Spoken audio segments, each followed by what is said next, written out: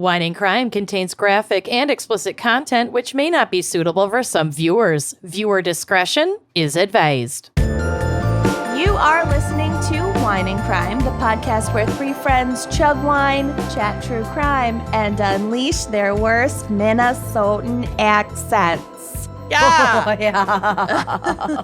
Big time! Oh, yeah. Big time. Grande tiempo! I finally finished the How to Talk Minnesotan PBS video. I've seen it before. You watched the whole thing again? I revisited it. It's like 30 minutes long. It's so good, It's though. so accurate. It really is. I love it. So, yeah, anyone, it's like TPTV, How to Talk Minnesotan. It's There's on a YouTube. book. There's a Love. book. The video, it's like made in the early 90s-ish. It just encapsulates everything. it's a warm hug. Yeah! If you're ever feeling blue, If you're ever highly missing recommend. your like extended Minnesotan family, For real. it's all you need. Mm-hmm. All right. Well, it's too hot where I am to deal with more banter. Let's get right to it. Who are you? Where you're Oh. I'm Kenyon and I'm overheating. from? I'm Lucy, and I am also over here. I'm Amanda, and I am Choking on pubes. recovering still from COVID. Choking on pews. Choking on pubes. But doing great. Choking on chili dogs. Choking on pews. Sucking on chili dogs and choking on some pubes. Yuck, yuck. Our two favorite summer dishes. Oh. Oh. Okay. Moving on.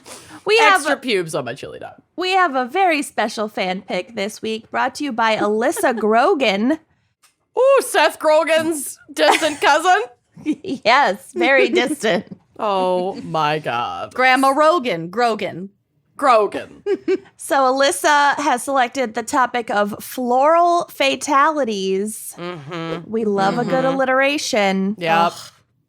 And Alyssa says, quote, I started listening back in 2019 when I started my artificial flower business. Oh Yeah. my gosh. It's You're called- like a florist. It's called the Rogue Petal and Co. Cute. I spent so many nights or literal all-nighters flowering, trying to figure out my business and craft, and powered through all your episodes. My business is primarily faux plus dried wedding flowers. And then in Ooh. parentheses, sustainable, reuse, recycle. And art pieces. So roguepetalco.com. Check it out. I gotta say, might need to reach out to you for next year. I did Yeah. look at Alyssa's website, and there are some really cute, like, fern wall hangings. There's, like, home decor stuff. I like that. You might want to give it a little peek. There's some real cute stuff on there. Amanda's already navigating there. I can see. peeking. I'm like, oh. Aren't they cute? First of all, this website is really beautiful. Yeah. Dried flowers are really, really pretty. Yeah. And even like well done faux flowers are very pretty. Like I have a faux orchid in my bedroom because I always keep the curtains like drawn tight so there's no light in there. Yeah. Oh, yeah. That's the way. Yeah. So I got some fake flowers. They don't even look that good, but just as like an accent pop in the corner. yeah. I mean, they're from like Michael's or whatever. I'm sure Alyssa's are way better than what I Like have. these but wedding photos, just you nice. cannot tell that these aren't real. Oh yeah, they like, look at all. fantastic. So yeah, Rogue Petal and Co. RoguePetalCo.com. and then you can reuse them for your next wedding. I know, right? or just All right. like around the house. I might look into this. Oh, these are freaking cool. I gotta say too, I have some fresh flowers. I don't know if you guys can see them in my camera. Hopefully the folks donating at $5 a month and up on Patreon can see them on the video. But Oh my god, nice the boutonnieres are so sunflowers. cute. look at this gorgeous bouquet. Oh, that is stunning. Where are those all from? I got these from Whole Foods. All their flowers were on sale. And every once in a while, I just like to get a bouquet just for myself to have at Yes. home. Yes. And we'll kind of Yes. discuss some of the reasons some of the benefits in my segment. Okay. My favorite birthday gift that Zach got me last year, and I have requested a repeat for this year, is a subscription to Books.com. This is not paid. I wish they were paying us. I want But monthly it's bouquets. BOUQS.com, and you don't like pick what kind of flowers you want. They just send you a bouquet every month or every 2 weeks. I think you can pick.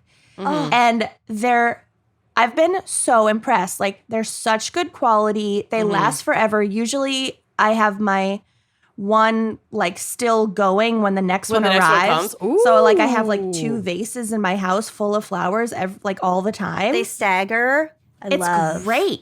I wanna do freaking that. I love want it. to do that too. Yeah. And they're shipped well. Like they arrive great. They arrive great. And I tried other like floral delivery subscription things, and I always had issues, and I would have to like call customer service, and then I've never had an issue with Books. Like, they're just really good. Again, Cool. not a paid sponsor. Not She paid. just likes it. I And just now really I'm like gonna it. sign up for that too. All right. I love that. Okay. So anyway, there you go. Flowers. Perfect. Amanda, what is our wine crime pairing for Floral Fatalities? Maybe something with some floral notes? I certainly hope so. I have this wine in hand, but I am once again not drinking it because I am this close. And if you're watching at home, I'm making a little pinching sign with my About hands. 3/4 of an inch. Yep, to being like fully out of my COVID symptoms. And I just want to give myself a little bit more time without alcohol. I did take a gummy. My herbal remedies are kicking in. But I just was not quite ready to drink, but I had already gotten this pairing for this episode, so I still wanted to like show it off and feature it. This is from our friends over at Winc Wine Club, and if you are not familiar with Wine Club, they're an online wine club that, much like Books, delivers wine to your door. Books, Akin to monthly, Books. if you like. And they are amazing. If you check them out, I do highly recommend becoming a member because then you get member pricing. And if you forget to order wine, they'll like curate a little box for you and just send it so that you don't even have to like think about it. You can kind of do a set it and forget it with Winc Wine Club because they get to know what you like. Yep. They get to know your preferences. And then you get this amazing surprise every month of like these amazing wines that you probably wouldn't have chosen for yourself, or you can just peruse their incredible and ever-changing inventory and pick out fun new wines every time. Or you can skip your box if you're going to be out of town. Like, it's the easiest, most user-friendly wine delivery service ever. It's incredible. And the wine doesn't go bad. You know? I have a whole cabinet. Yeah, you full. can build up your supply. Now I am never without a gift at a family function, a birthday party, A anything. cocktail party. Yep, I can easily just be like, oh, I'm going to grab this great bottle that I haven't paired with an episode, and there you go. Yep. You never have to worry about it again. It's amazing. Yep. So if it is your first time ordering from Winc, you should use the link trywinc.com/gals. That's TRYWINC.com/gals. You'll get $20 off your first box. And if you put 4 more bottles in your like cart, they take care of the shipping. It's amazing. You will love it. So they have this fabulous wine that I've had before. I don't know if I featured this one on the show though. It is the Rosa Obscura white blend. This is out of California. It's the 2020 white blend. For the viewers at home, it's got a gorgeous kind of like blue-hued rose, situation happening. on the front. It's really, really beautiful. It's a nice, simple, classic bottle. And here's what they have to say about the Rosa Obscura. Inspired by the deep swirling bloom of a dark rose, this blended white subverts its muse by offering delicate notes of honeysuckle, apple, and citrus, contrasted with luxurious texture and lingering fruit flavors. Just sounds like the salad I just ate. Yeah. Yum. Like a watermelon salad with like hibiscus. It had strawberries and walnuts and apple. Okay, that sounds really good. I made my rabbits a really good salad today with fresh carrots, fresh cabbage, and cauliflower, and I could hear them through my headphones, just luxuriating in their hutch. This is a 13.5% ABV, and I don't know exactly what varietal is in here because it's a California white blend. We've talked about this before. They actually don't have to make that distinction. But given that it's coming out of California and the shape of the bottle, I would assume it's probably primarily Pinot Grigio or Sauv Blanc. So, yeah, it's a popper. But again, I'm not going to pop it. I'm going to let this gummy do its job. I'm going to let this COVID finish working its way out without being inhibited by alcohol. And head to Winc, trywinc.com/gals and get yourself a gorgeous, beautiful bottle. And I'm going to save it. That's a good bottle. I've ordered that one a lot. It's really good. It's just like such an easy, you could drink it all year. It's like a great white wine with really any food. It makes a great gift. Like it's just a super versatile, easy wine. And a lot of people will like it. Like with Chardonnays and things like that, it can be kind of hit or miss whether or not someone's actually going to like it. With a nice, crisp, like blend, easy white blend, it's going to be a crowd pleaser. You can't mess that up. So yeah, that's what I got for you. I'm drinking room temp water out of a dirty glass. Yum. I love a room temperature water, I gotta say. Yep. So Doesn't get you in the that molars. was left up here from the last time we recorded. Yep, it was actually on Zach's nightstand, so God knows fine. when the last time it was cleaned. That is all a good. dirty fucking glass. Yep. It's real cloudy. I did not want to go downstairs, only to go back upstairs. So. I get it. It'll ruin your blood pressure. Yeah. You guys It need a literally, dumbwaiter. your life depends on not going up and down the stairs right The now. life Pretty of much. you and your child. Yeah. So whatever. I'll drink some of my husband's germs, whatever. You need It's to fine. get like a Sherpa for your house. Yeah, that'd be great. As soon as you get married, it's the same germs. That's how families work. Right? Yeah. Yeah. I think so. There's I'm not even no married yet. avoiding I think it. it's the same germs. yeah. There's no Although Bill avoiding. didn't get COVID, even though I spent my first like 3 nights of symptoms basically coughing directly Zach into never his got mouth. it either when I had it. I never Yeah. got it when Corey had it. That's fucked so up. It nuts. makes no sense. And we Yeah. were already in New Jersey, so it's not like he could sleep in another room. Like we had to stay in that Yeah. room. So he was in bed with me the whole time. That's even more wild. Zach and I, at least once I got my positive test, he slept in a different room. No, he just quarantined with me in that room, Yeah. assuming that he'd been Was exposed gonna to get it. it. Yeah, and never got it. Never got it. I think I slept separately from Corey, but we like watched You're still in the movies same in the house, same yeah. room Yeah. together. It's still every kind of day. wild, but yeah, Bill like basically walked into the COVID den and walked out unscathed. Amazing. He's It was like his that gout Mane and of burn or whatever. luxurious hair kept him safe. Probably. Samson. Has he ever had COVID? Nope, not that we know of. Ooh, he and I are in the same boat. I know you're part of a very rare, Rapidly shrinking club. rapidly shrinking club. Yeah. Wear So your hold on masks, tight. people. Mm-hmm. I wear a Okay.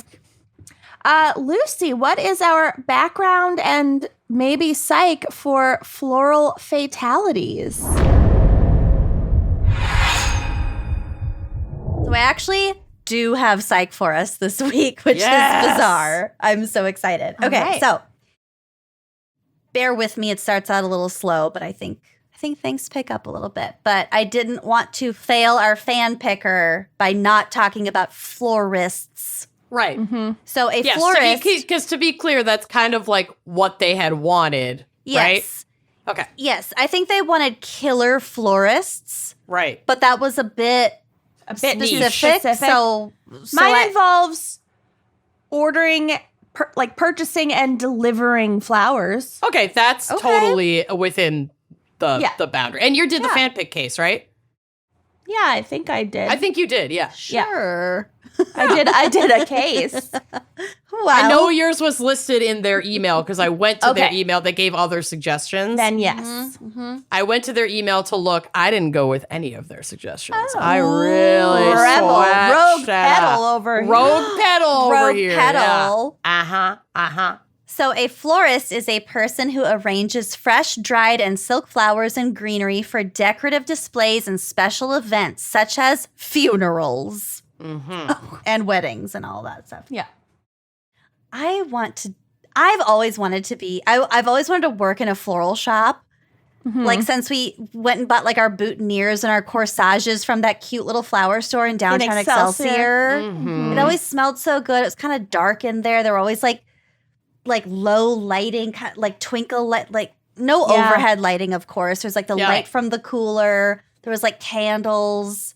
It just a seemed little so bit chaotic, calming. but also calm. Oh, it smelled incredible. There's lots of like craft supplies. Yeah. Lots of like jute.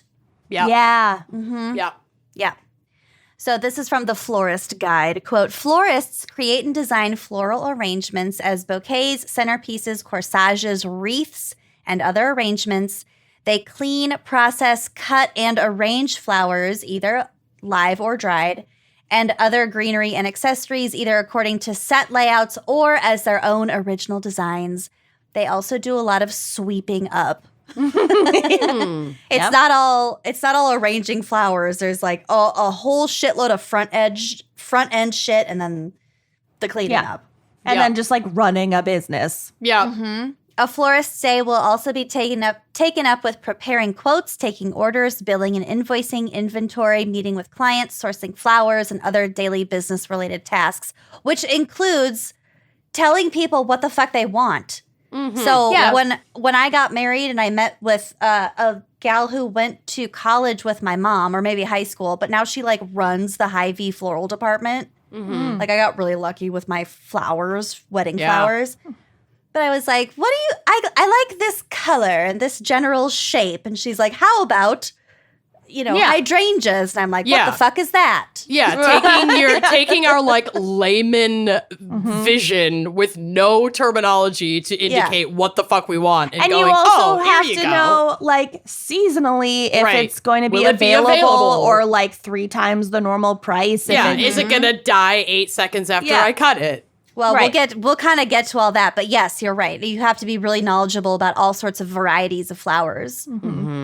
Okay, business-related tasks. Many florists are self-employed, working in small florist shops. Others work in flower markets, warehouses, or supermarkets. So, like if you go to, Cub or Hy-Vee or whatever, there's like a floral department. That the person lot working of there is a supermarkets florist. Yeah. have really stepped up their flower game, I think. Oh yeah. Probably at the expense of the climate, because they're probably shipped in from like very far away, but We'll get Listen, to there's it, no and yes. ethical consumerism under capitalism. right. Nope, Right. it's not a There's thing. nothing we can do about it until we dismantle it. Right. When hired out to make arrangements for an event, they need to travel to a variety of places, from churches to convention centers to dance halls to funeral homes. Holidays like Valentine's Day and Mother's Day are the busiest times for florists. In the lead up to those days, you could easily expect to put in 12 to 14-hour shifts as a florist. That would be Wow. fucking stressful. That'd be brutal. Yeah. I mean, my mom works in the nursery section at Home Depot's, and it's like there's like an 8-week period every like mid to late spring to like early summer where she's just like, I can't make plans. It is fucking insane. I It's can't too make busy. plans. Yeah. And that's just for plants. That's Right. like Yeah, just that's Right. nursery. She's not even like arranging them. flowers Yeah, that specifically for a Have customer. to arrive by a certain date, or you're They'll going to be be in dead. massive trouble. Yeah, you'll Yeah. lose your business. And I know those are two different like industries, but it's a real, it's a very real thing. Other occasions such as birthdays or anniversaries, or events such as weddings or funerals, keep florists busy the rest of the Or year. my personal favorite, funerals. My personal favorite. Lest we forget, funerals. funerals. Also memorial services and wakes. Thank you. Visitations. Shiva. Oh yeah, visitations. Totally different. In the cooler climates of Europe and North America, more weddings happen in the warmer months, so summer can also be quite busy depending on a florist's speciality and clientele. So the Netherlands are famous for their flower markets. Tulips, when baby. I was a kid, when we went to visit family in Europe, we were in Amsterdam for a couple days, and we went to like the tulip fields and also like a tulip warehouse. Was It's it called incredible. the Royal Flora Holland? I don't know. I was 10 years old. I have no idea, but it was Yes. pretty wild to I see. remember It was very everything. cool. Well, there is a flower auction house near Amsterdam called the Royal Flora Holland, and it is responsible for importing and then re-exporting roughly 40% of fresh cut flowers from all over the world. What? Not even just tulips, just fresh cut flowers in Flowers. general? Yes. Wow. Because a lot of, like, for example, Kenya exports a shitload of roses. But you can't, it's really expensive and difficult to get roses from Kenya to, let's say, Minnesota. Sure. There are many more like lines of transportations between Kenya and then the Netherlands and then the Netherlands to the US. So like they're just a hub all over the world. Very interesting. I love that Holland has like such a storied and ongoing Relationship relationship with history. tulips. Yeah. It's Not just oral tulips, history, though. floral history. Floral history. Get it? Do you I get get it. I get it. I Do you get get that wordplay? Oh, also, I wanted to point out I deliberately my joke? chose my outfit that it's like something a florist would wear, I feel. It's so You cute. look like a trendy florist. It's like a 3/4 length sleeve duster, open front. I am wearing my tosery, which is a squirrel foot on a heavy set beaded necklace. That well, we know call your my backup tosery. career. Yep. I would love to be a florist, I feel. Yeah. Florist and cool art teacher have similar Yeah. aesthetic vibes. Yeah. You just do your own thing. Yep. So this is from the BBC. Keeping up with the world's demand for flowers involves an intricate and delicately balanced supply chain of workers, farmers, wholesalers, airlines, cargo ships, traders, florists, and supermarkets. Getting something as delicate as a bunch of flowers from one continent to another without them being crushed or wilting is a daunting technological feat. Yeah. So cut flowers have to be transported quickly using what's called a cold chain. This is a series of refrigerated facilities on farms, trucks or lorries, planes, and boats, which put the flowers into a dormant state so that they stay fresh. So they travel in refrigerators, essentially. Yep. This allows a rapid transfer from farm to shop within 24 to 48 hours if you're going by plane, says Okay. Sylvie Mamias, Secretary General of Union Fleurs, the International Flower Trade Association. All right. That said, time is critical. For every extra day spent traveling, flowers lose 15% of their value. Wow. So Makes for sense. vase life, which is the length of time flowers stay fresh after Hashtag vase reaching the life. customer, hashtag vase life, is Bro, then do you even vase? is then usually 12 to 15 days. I will say I've had this beautiful bouquet behind me. Not well, the sunflowers too, but the sunflowers aren't. They were on sale, I will say. But the- Sunflowers can be tough. They can be tricky. they're shockingly not You'd as think- adaptable as I Yeah, you'd would have think thought. they'd be hardier once cut. They're not really. They're not. They start to wilt pretty quickly. Well, mine aren't wilting. They're just closing. Do you see Right. this? Yeah. They're just like shutting. They're napping. Sort of weird. They need more Yeah. sun. Well, I can only give so much. But this other what do you want from me? this other bouquet behind me that does have some smaller sunflowers. They're doing great. They've Yeah. been here for about 10 days. They look fantastic.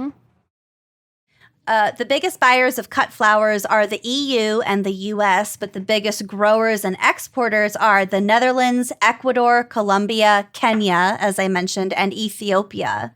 Cool. Roses, carnations, and chrysanthemums are the most popular blooms. Carnations still clinging on. Yep. Well, they're feel such like a carnation- popular like filler flower. They're a You big see filler them flower. in so many bouquets with other things. Right. Probably because they're very hardy. Right. And they It's like last a baby's long time. breath. I mean, Yeah. Isn't this a chrysanthemum? This pink one? I think so. I think so. Yeah. Yeah. I don't fucking know. Anyway, yeah, they're a good filler flower. So as I said, shockingly, I have some psych for us, and this is from Bloom and Wild. Ooh. Research has shown that having a bunch of beautiful blooms around triggers happy emotions and helps lift feelings of depression and anxiety. But why do humans react so well to flowers, you ask? Well, for more Do tell. Well, for more than 5,000 years, people have been cultivating flowers for their aesthetic and medicinal purposes, as well as the chemical effect that they have on us and our brains. Cool. Yeah. They were cultivating flowers for like trade and export in fucking ancient Egypt. Yeah. And like just for an aesthetic purpose. Yeah. Yeah, not even like the same as medicinal plants. Yeah. Yeah. That's so cool. So according to Lowry Dalthwaite, Okay. a lecturer in psychological interventions at the University of Central Lancashire, says that, quote, when we're stressed, we release something called cortisol, which is the stress hormone. But actually engaging with flowers, smelling flowers, and being mindful with flowers can actually reduce the levels of cortisol and help you feel more relaxed. Okay. So flowers are known to stimulate several specific chemicals. I'm going to tell you about 3 of them. The first is dopamine. So our Ever brains heard have of it? ever heard of it. Our brains have grown in a world where receiving flowers is seen as a rewarding thing, and dopamine is triggered by the anticipation of a reward, so they kind of go hand in hand. Whether you're being given flowers, or if you see them out in the wild starting to open up during springtime, our brains can sense that it's just like something special. It's like a reward. And that like the horrible days are ending soon. Yeah, it's not winter. Relief is coming. Yeah. There will be food. and, you know, and you'll feel the warmth Harvest of the is sun. coming. Yeah. Okay, so the second chemical is oxytocin. You may have heard this chemical being called the bonding hormone or the cuddle chemical. Gross. That's Hate because it. oxytocin creates the feeling of trust, romantic, and maternal love. This is a feeling that's hard to find and easy to lose, but flowers can help to stimulate it. Receiving flowers from someone communicates trust and effort in a relationship. And Unless this makes you're us, in my case. Yeah. What? When you The buy your case love she's flowers? covering. Unless you're in your my case. Not my case, but the I case thought you that I'm meant- covering. I was like, I love do you receiving feel flowers. blink twice if you don't feel safe at home? No, I feel great. I feel great at home. Zach's very good about flower giving. I know. I've seen his flowers. They're amazing. I'm good. So oxytocin makes us feel good, or I guess receiving flowers makes us feel good, and it could release oxytocin. And then we have serotonin, which plays a major role in making us happy. Our best friend Sarah. Good old Sarah. It's why it can be found in so many antidepressant medications. This chemical isn't only released by drugs or food, though. Studies show that serotonin can be triggered by pride. Oh, So when- Sarah, prideful. Sarah is a Leo. So when you grow, buy, or send flowers, it gives your brain the sense of pride that it's looking for. Flowers can help you feel important and special. I also read elsewhere in this article that like trimming your own flowers and decorating Arranging what's it them called? and- Arranging your own flowers gives you a sense of pride and accomplishment, and that thus releases serotonin. I It is totally a nice believe that. process. I get Yeah. my books delivered, and it's like very easy to just kind of zhuzh them, and but I Yeah. still feel like I'm doing it. Yeah, like you're making a floral arrangement. Yeah. Like I feel Well, and like it's just that- I could cut these down a little bit, but I also love this extra here. Yeah. I don't know. This is what it is, but I do like arranging a bouquet. Like I And grow there a you lot can of- take classes on flower arranging. There are Totally. different styles and cultures of flower arranging. I grow a lot of plants in my yard that are like cuttable flower perennials, and it is really fun to be like, oh, I watered this, and it was like Yeah. grown and cultivated by me, and then I cut it when it bloomed in the right conditions, and then I put it in this pretty vase. Like you were there for every part of the process. yeah. I got an orchid to re-bloom. once. That's huge. in I've my never life. done that. Wow. Yeah. Also, I'm still isn't there- jazzed about that. Isn't there like a chemical? Put that on your resume. You should. Maybe this was fake news when I read it, but I read somewhere that there was like a chemical element to soil that can also like encourage, I don't know if it's serotonin or dopamine production. I Just think like it is. the I smell think of there it is, and yeah. Like being outside gardening, inhaling. It's like the spores or like what? Or there's just all like kinds the of smell, like medicinal effects of positive outside. medicinal effects of just being outside, which is bullshit because I really like being inside. But right. Well, the inside has the air conditioning. yeah. I will say the other day I went out to get the mail and I was like, God damn, it smells really good outside. So then that just led me to like walk around my backyard. I picked some weeds. I like checked on my hostas. I haven't been in my backyard in like 3 weeks because it's been hot as fuck. But like, it smells good. I was just wandering around my yard for like 15 minutes. It felt really nice. Your body needs it, I think. Yeah, it does. Yeah, I go out and like water my plants and putz around in my yard like every day. Yeah, it's good for you. We hired the world's worst landscapers and have been dealing with them all summer, and that has increased my cortisol levels, but they're finally starting to fix it. So Okay. That's good. hopefully next spring, I'll have lilacs. We put in a magnolia tree. Pretty. That'll be nice. Yeah. Catmint.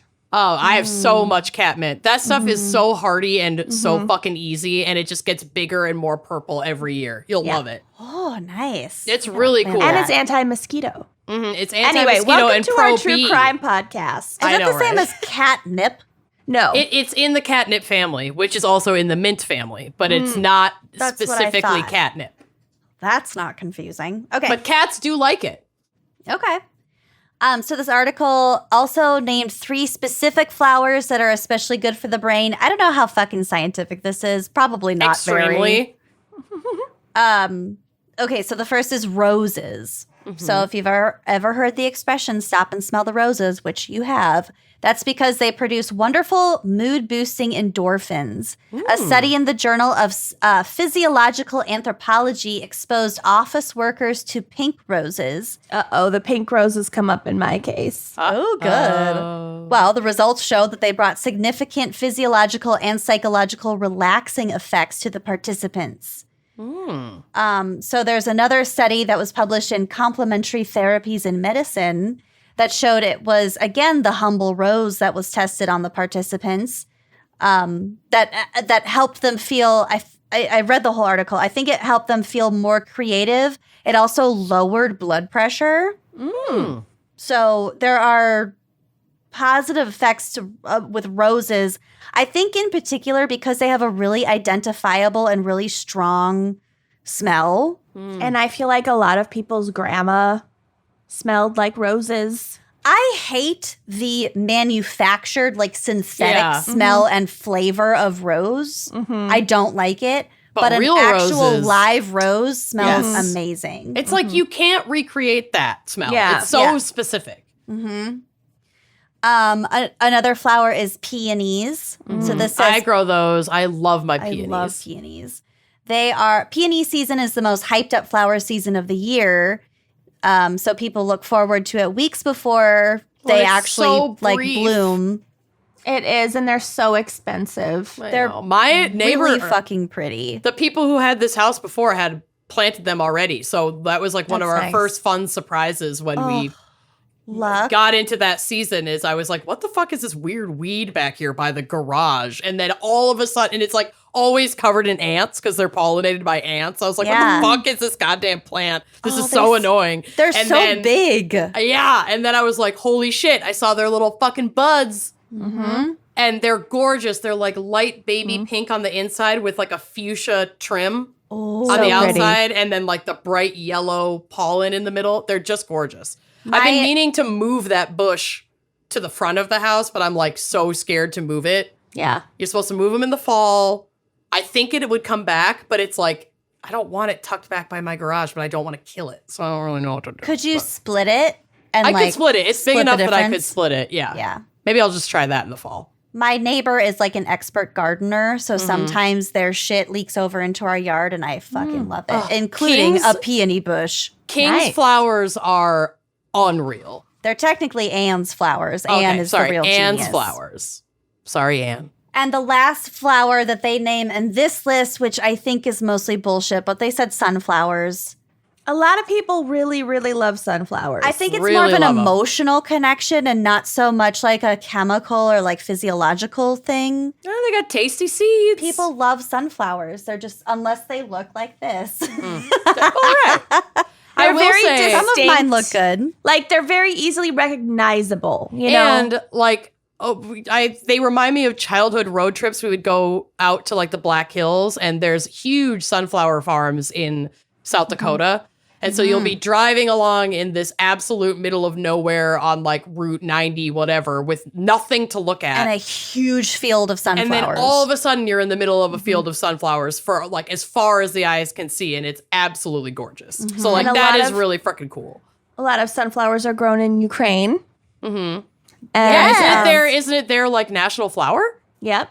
Okay. Because isn't the flag, I've heard this thing that the flag is blue and yellow It's because of the sunflowers against the blue in sky. the sky. Yeah. Well, that's what I heard too. I don't know if it's true. Which would be really cool if that's the origin. So speaking of color, interestingly, the color of flowers can also impact how much they affect our brains or uplift us. Makes sense. According to Leatrice Eisman, executive director of the Pantone Color Institute. Lucky. Ever heard of it? Color of the year. What a Cool. fucking fun job. What a fun and polarizing announcement. I know every someone year. who got to work on the Pantone Color of the Year campaign as like a Which stylist. Is it like a voting thing? What is it? Well, she got to, like, once they had selected the color and before they had announced it, she got to work on, like, styling the shoots. Okay. Oh, that's cool. Oh my God. That's really that would be cool. so cool. I'm always excited to see what the color of the year Yeah. is. What is it this year? I have no idea. Great. It's so exciting. We're such big fans. I have no idea. I never said I was a big fan. When I worked for an unnamed interior decorating magazine, it was a big fucking deal. Mm-hmm. Okay, so Leatrice Eisman says, quote, our response to color is intensely emotional, and flowers can be a catalyst for feelings that stimulate more than just our senses of sight and smell.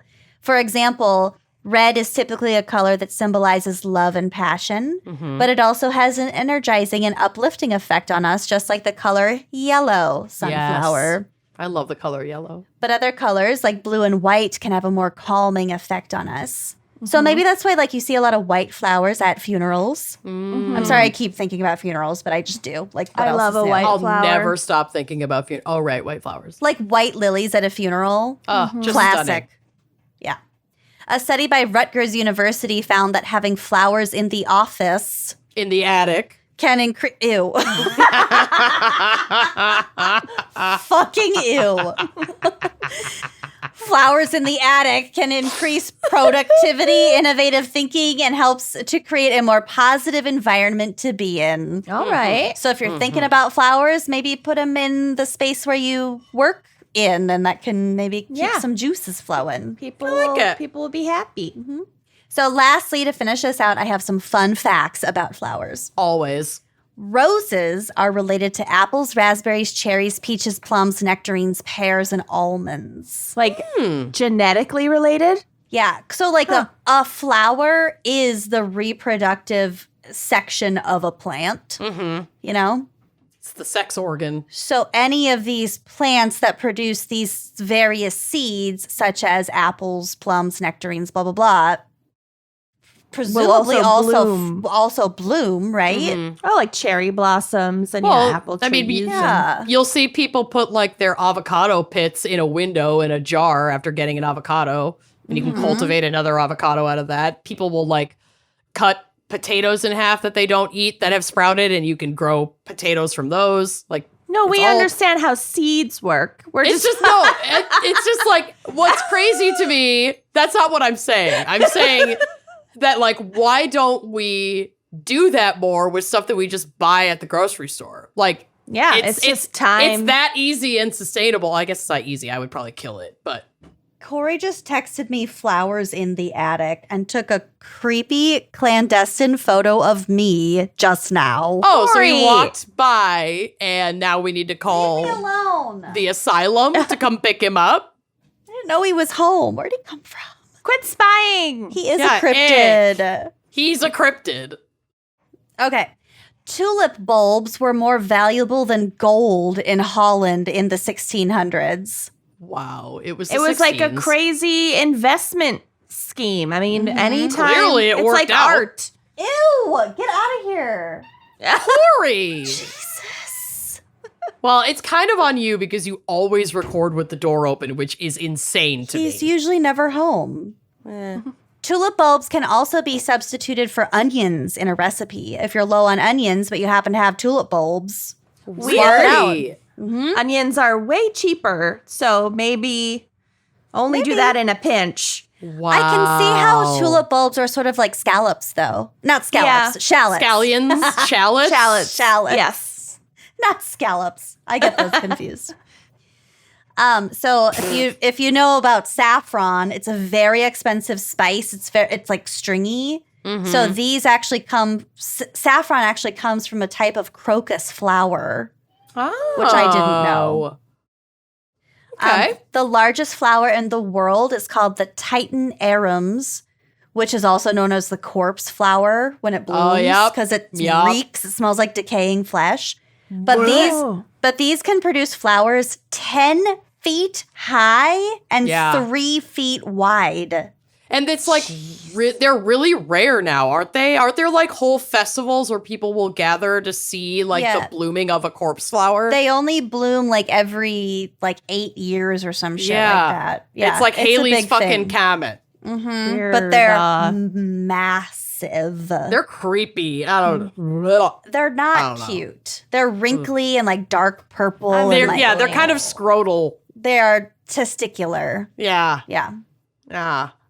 Almost 60% of fresh cut flowers grown. Did you in Google it? Yeah. It's got a big old dick. Never Google it's it. just really, yeah, it is scrotal. It's much more glamorous to talk about than to actually look up. And then I'm just imagining it smelling like Reeking. corpse or like durian or something. God. Yeah. I'm sure it smells just like durian, but like stankier, Ugh. like No old thanks. durian. No thanks. Almost 60% of fresh cut flowers grown in the U.S. come from California. Hmm. The juice from bluebell flowers was used historically to make glue.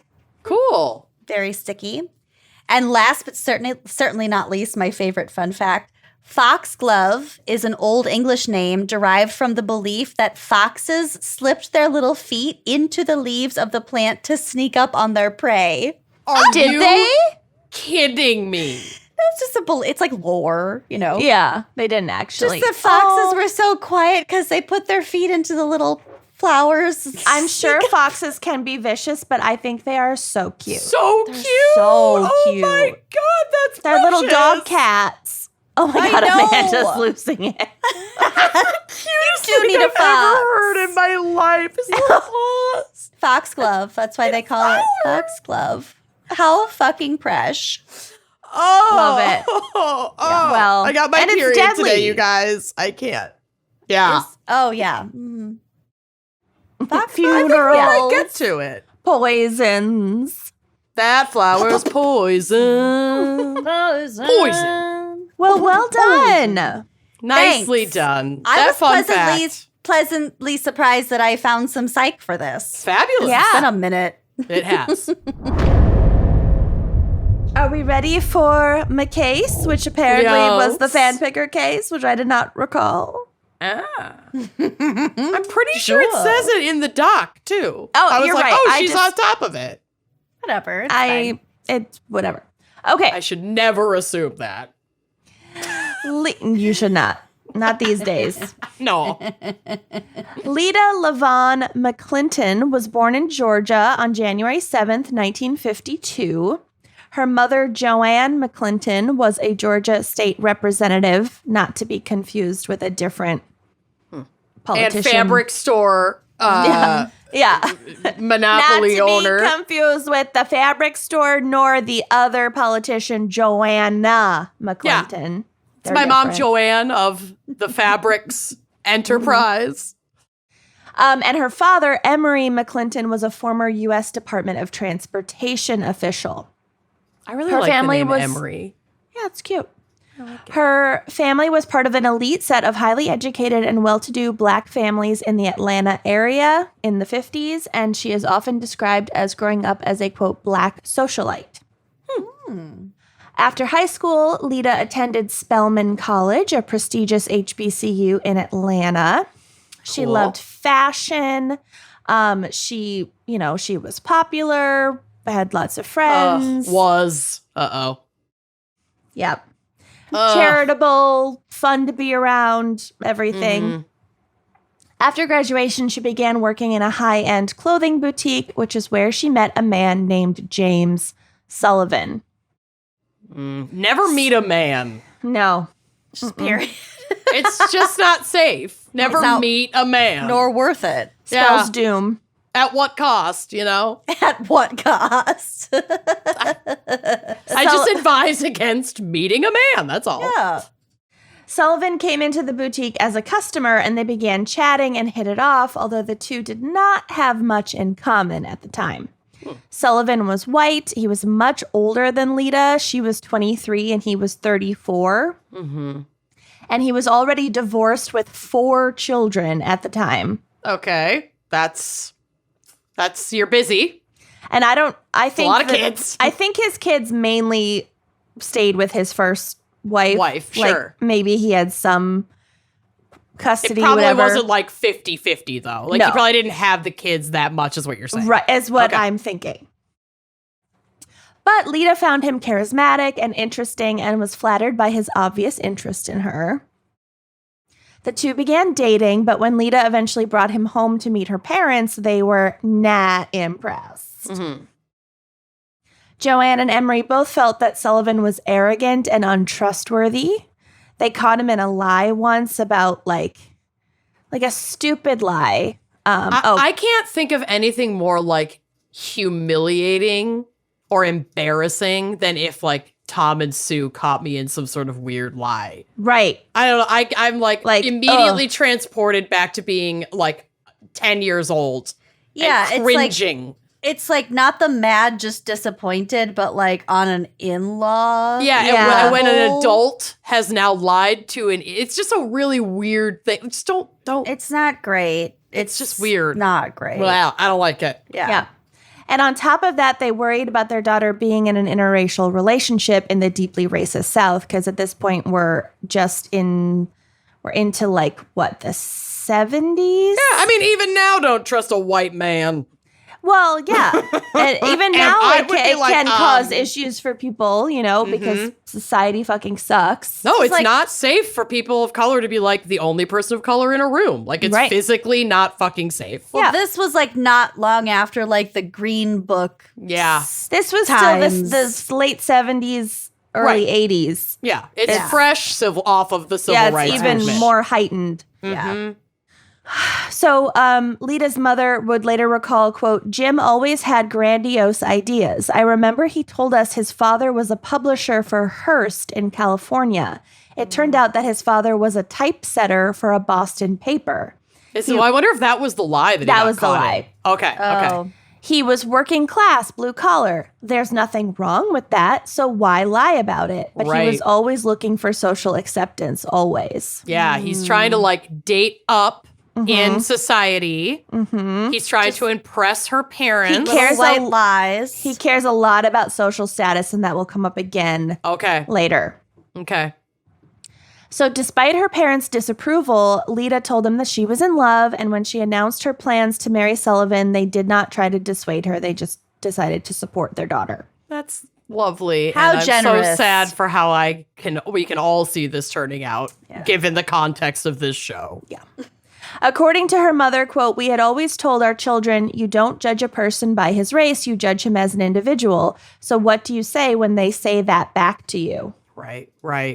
And it's like, okay, yes, the whiteness historically plays a role here, but there are a lot of other reasons why we do not he's get good also- vibes from this he's- guy. We are getting bad individual vibes. Yeah, he's not a good individual. Period. Full stop.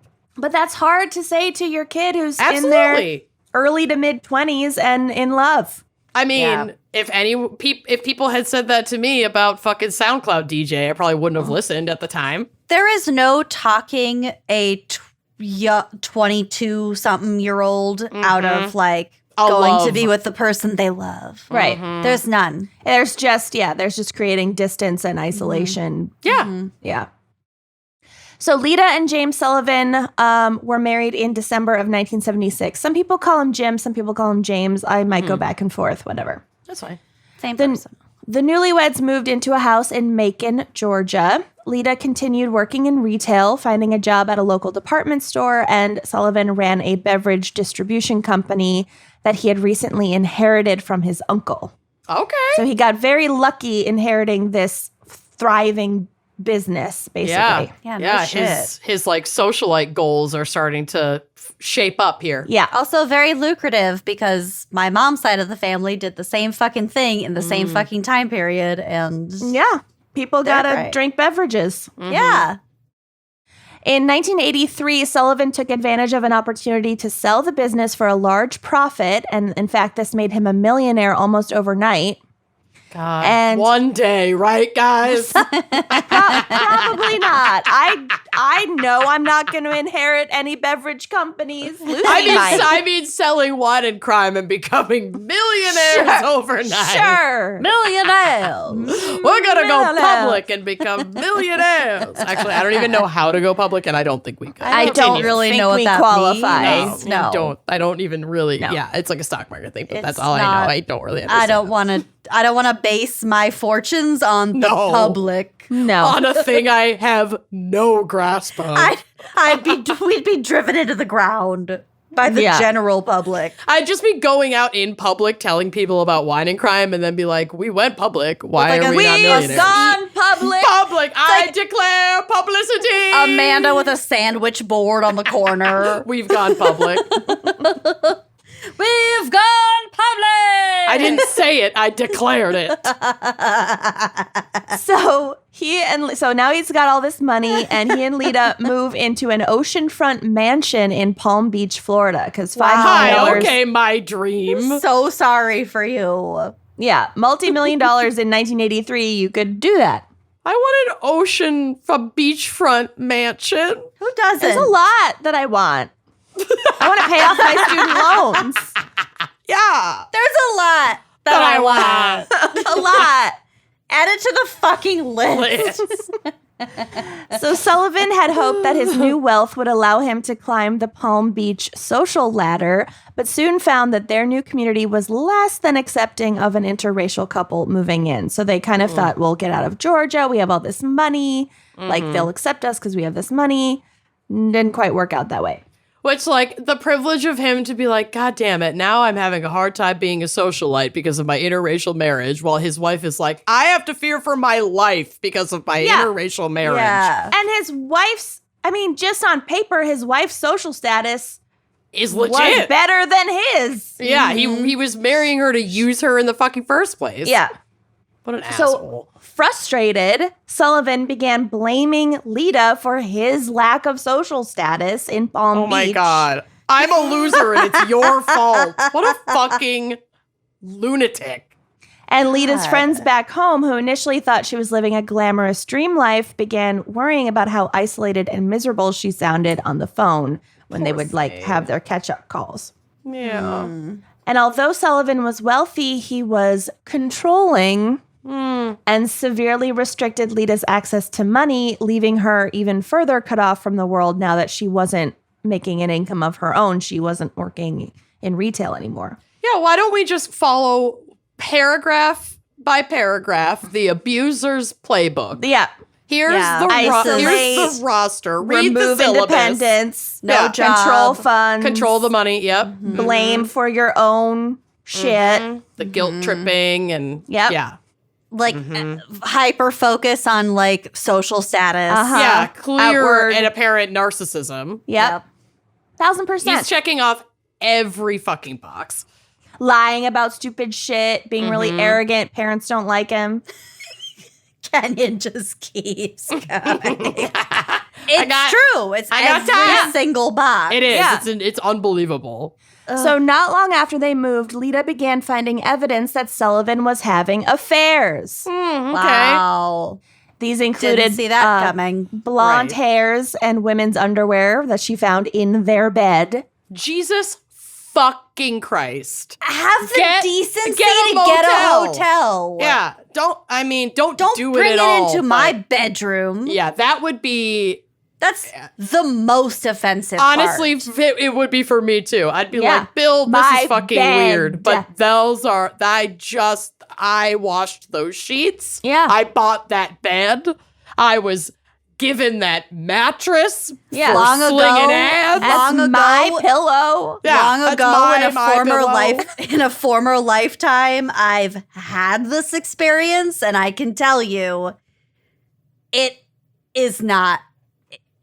It's not good. Nothing feels quite as bad. It's Yeah, one it's thing being violating. cheated on. It's another Yeah. thing being like, oh, In the place where Here? you sleep. Mhm. Yeah. where I was 24 hours later. Yeah, go it's fuck so yourself. violating. It's It's not fucking disgusting. okay. It's And like you knowing know someone's he's broken not into your washing house. the sheets. Oh, No! absolutely not. You've lain in the same course stain.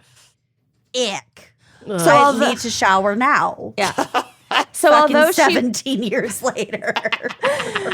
although she felt deeply betrayed, she didn't want her marriage to be seen as a failure. You know, it's still the 80s. There's a lot more stigma. Mm-hmm. So she began going to counseling and talking to Sullivan about ways to move past his affairs. And he pretended to, Be on board. yeah. Just to probably get her off his fucking back. So he Yeah. could just keep doing whatever the hell he wanted to do. Oh, 1,000%. I am ready to murder this man. Good. Someone should. Ugh. The final straw for Lita came when she learned that despite her best efforts to move on from the betrayal and the counseling and the working on the marriage and all that shit that she was doing, Sullivan had continued to solicit sex workers that whole time. Mm-hmm. Jesus Christ. Probably unprotected. Mm-hmm. I mean, That's totally speculation, but I have respect for sex workers, of course. But that's Nothing wrong with not getting their- sex workers. It's the cheating on the wife with Right. multiple partners without Right. knowing. and Like, it without wouldn't knowing matter. without knowing that you had protection. Right. It's Talking about, anecdotal that they're sex transmission. workers. He could have just been sleeping with multiple women. period. unprotected. Yeah. Yeah. And it That's- would be equally as egregious and fucked up. Right. Yeah. So with this news, she packed her bags and returned to Atlanta, moving into a townhouse that they owned in the upscale Buckhead neighborhood. So I think they just had this townhouse for when they went to Atlanta to visit family and as an investment property probably. I just want a townhouse in Franklin, New Jersey for when I visit mother. Wouldn't that be great? I don't want a townhouse. I just in need a Franklin, New Minneapolis townhouse for Right. when I visit my mom instead You- of sleeping on the floor in You her do apartment. need a Minneapolis Just a townhouse. cash loft. Yeah. Just a casual loft. Loft. Loft. I'd So love she- a loft. So she files for divorce and requests half of Sullivan's $5 million estate. You should have all of it. Yeah. He wouldn't have even fucking really. Well, okay, I guess the uncle that left him something, but it's he'd have fucking nothing without her anyway. She should get it Well, all. he didn't even really earn it, you know? Yeah. Get it all. Get it. It is trash. So back home, she's back in Atlanta. She's filed for divorce. She's away from him. She's Starting back to move on with her surrounded life. around her loved ones, her family, her friends. She begins to feel, much better, less miserable, less isolated. She reconnects with all these people. She starts doing regular charity work, and she even starts casually dating again. That feeling when you're coming out of a Mm-hmm. trauma or a depression that you didn't even really notice until you're coming out of it and you're oh, I have bonds and relationships with people and I am capable of feeling joy. Yeah. And then the grief that comes with that where it's oh my God, how much time did I just spend Waste. Yeah. unknowingly miserable? Yeah. It's a weird feeling, but yeah, of relief and grief all at the same time. Yeah. I just really feel for her. That's Yeah. fucking sad. And I think most people have been through some, a similar feeling of like, Right. I'm getting my life back after this dark time. Yep. It's weird to explain because it's like not it's not logical necessarily, but it's like very real. It's also weird to explain because the gummy has fully hit. Oh yeah. Oh yeah. So I'm moon rocking right now. So this divorce was long and drawn out. There was because he's a piece of shit and he's not Right. going to make it easy on her. Yeah. So on January 16th, 1987, this is 3 years after she moved out of their Palm Beach home and Just a few months before I was born. and initially filed, the divorce is finally scheduled to be finalized. Like T's crossed, I's dotted. We're done. It's gonna be done.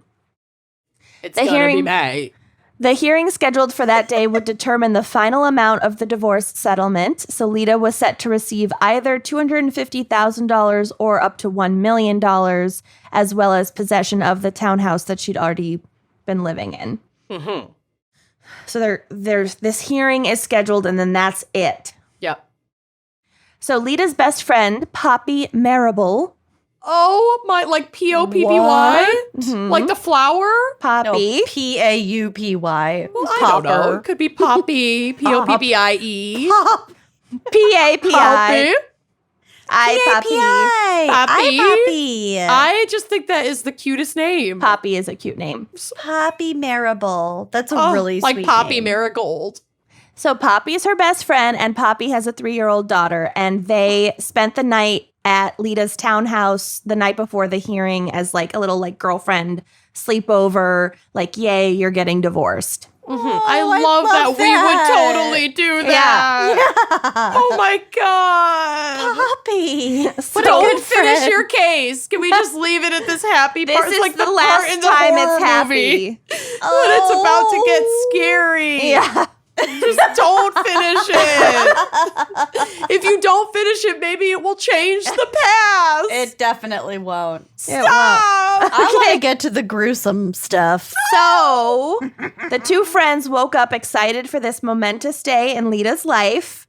You know, it's the morning. They're going to go to the court later that day. Then shortly after 8 a.m., the doorbell rang and Lita went downstairs to answer it, still wearing her nightgown and bathrobe. Oh no, I'm gonna cry. I got my period today. I Yeah, can't we can with tell. this. You've almost cried at like 3 different things, including Okay, foxes. Foxes putting on tiny fucking flower mittens? Are you kidding me? If you're not crying at that, you are a monster. Tiny fucking flower mittens Are you on kidding foxes. me? Get You your have no head out heart. of your ass. They're part dog and what are you, an ice queen? Yeah, what are you, a fucking sociopath? Okay.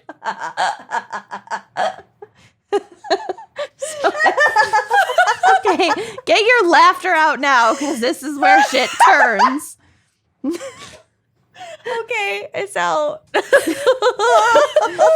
Okay, so this God it's damn so it. happy, and then she fucking goes downstairs to answer the doorbell. Oh, good. She was Never answer the door unless you're expecting food. she was excited to Don't see answer it then. No. Leave it on the doorstep. Nah. Jesus. That's true, yeah. she was excited to see a flower delivery man holding 3 dozen pink roses. Oh, God. Assuming they were from friends or family to congratulate her on the divorce being finalized, she answers the door. But the delivery man was not a delivery man. He was at no all. florist. Hitman. He had a 9mm gun hidden in the roses, which he pulled out when Lita opened the door and fired several shots at close range, Oh, my God. one of which struck her in the head. Oh. What a fucking... I don't- hate it. That's like a pussy way to cover up an It's sick. assassination. That's so fucking sick. It is so really like sick. actually deeply disturbed. Let's bring this thing that's associated immediately with With like joy. Well, she'll open the door and be happy, and then I'm going to Yep. shoot her in the fucking face. Right. And not be nervous to open the door because it's like, oh, this beautiful gift. It's a flower delivery person. It's a safe person. Like, it's that the is- Papa John's person. It's Yeah. a safe person. That's fucking Papa John's is never safe, but yeah. no. But that's fucking Garlic vile. butter, though. Oh God. So upstairs, Poppy panics at the sound of gunshots. And has her daughter there. Yeah. Oh my God. So Poppy Oh my grabs God. her 3-year-old daughter and hides in a closet until like the authorities get there. Because what else would you do? God. Oh my God. A neighbor also heard the gunfire and like came over to check out what the fuck had happened and found Lita in her entryway, like still alive, but Oh like, my God. not- but like Yeah, gravely barely. wounded. Not able to No. get better.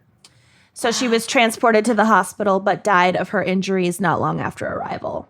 Oh my God. So Lita's friends and family were immediately certain that James Sullivan was somehow responsible for her death. Yeah. I'm certain. We're all fucking certain. The police agreed it had obviously not been a random murder. She was targeted. No one else had a reason to want her dead besides her husband. Like, he was the only one who stood to benefit from it. And he was about to lose potentially half his fortune in this divorce settlement, and he's a fucking piece of shit. Why not just hire a skywriter to fly around saying, I did it. Here's where I live. I'm home waiting for you. I do want to hire a skywriter, though. Well, yeah. He may as well have. Yeah. So unfortunately, James Sullivan had indisputably been in Palm Beach at the time of Lita's murder, and I'm sure he I don't know Did that the on details, purpose. but he made sure that people could I'm out of corroborate town. that he was at his home in Palm Beach. Look at me, I'm in Palm Beach, everyone. Yeah. His sandwich board. He's fucking making himself an alibi. Yeah. So investigators were able to determine that Sullivan had received a phone call from a rest stop outside of Atlanta on the morning of Lita's murder, which they believed to be a confirmation call from the killer to let him know that the job was done. Ugh. But it was like they didn't have the content of that call. Right. But They just had the they time can't and the prove it. location. So it's just kind of circumstantial. Like, That's why real would you get a sus. call from a payphone outside of Atlanta? at this time. Right. On this day. But They it's can't also prove not. it. Yeah. So still not enough to definitively tie Sullivan to the murder, and the identity of this hitman was still a mystery. They didn't know who had actually pulled the trigger. If this fucking guy doesn't go down for this, I don't know what I'm going to do. I'm going to lose my goddamn gourd. Okay, keep going. I That can't. really would be a thorn on the rose. Oh my God, that's a sunflower. But yes. I don't have any roses.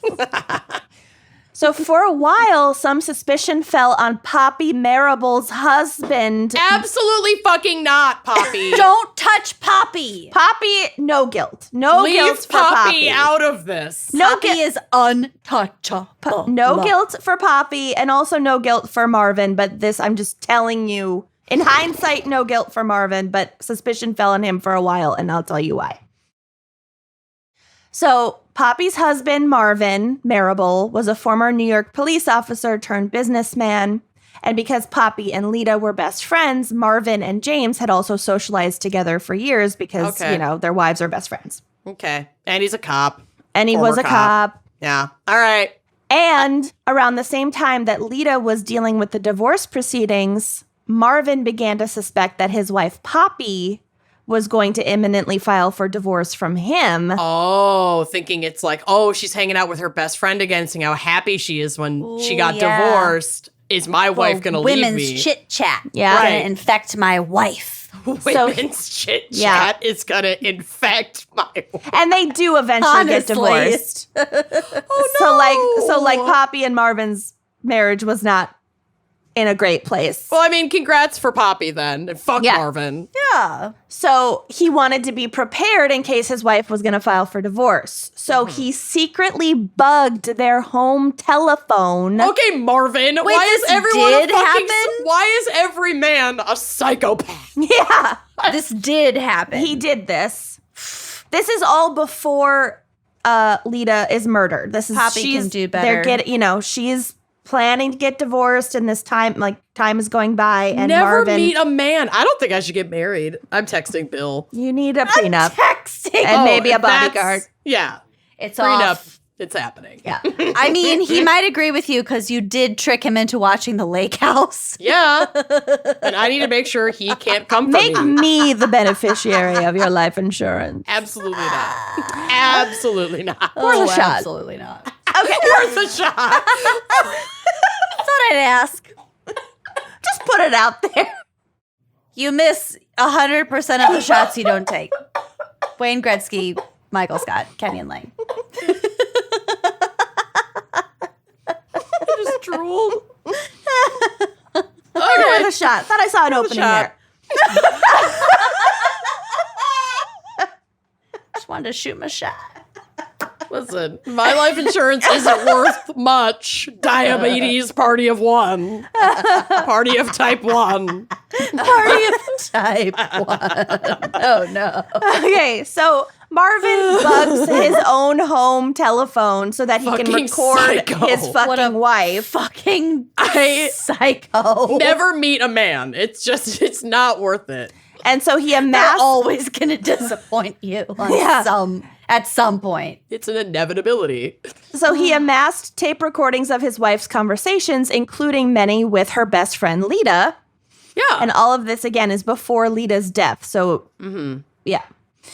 So when Sullivan found out that Marvin had these tapes, he requests copies of them from Marvin. And Marvin assumes that it's just for this guy's own divorce proceeding. or something. Yeah. And Marvin insists that like he and James weren't like tight In friends. They cahoots. were just like couple, they were just like Right. husbands that were thrown into socializing together. Corey and Bill. Forced double Yeah. date situation. Yeah. Corey and Bill whenever we go down to Iowa. Yeah. But he's like, They've yeah, only come man. once. Yeah, they're not hanging out on He's their still own. he's still gonna help him with these tapes. But they occasionally For the- text. Yeah, it's they're exactly divorce this relationship. Divorce bros. So Marvin agrees and he sends the tapes down to Sullivan in Florida. And he also answered some of James's questions about Lita, like what car was she driving? Oh, And whoa. is she actually living in the townhouse still? Because like they had ceased to have direct communication. It was all through lawyers. And Marvin just answered the questions because he thought it was just part of a divorce proceeding, and James was just trying to like get clued in on her assets. Oh you my know? God. No, he wants to know exactly where she's going to be when so he can have her killed. Oh my God, Yes. that's so fucked up. In hindsight, we know that now. Ew. Yeah. Oh, that's so creepy. Yeah. Yep.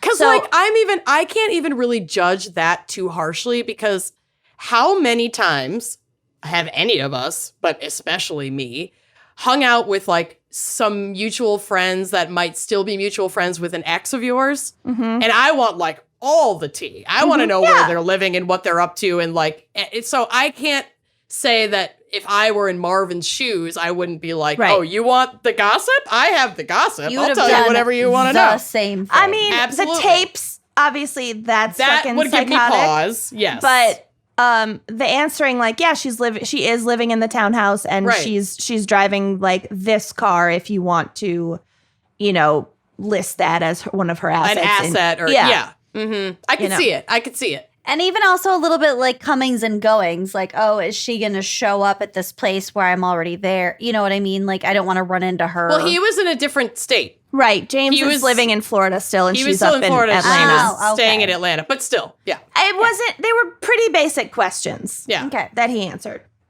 So anyway, meanwhile, James Sullivan adamantly denies any involvement and insists that Lita's murder must have been the result of a botched drug deal. Oh, okay. There's Because everyone's dealing drugs. There's just no fucking evidence of that at all. That is the most absurd.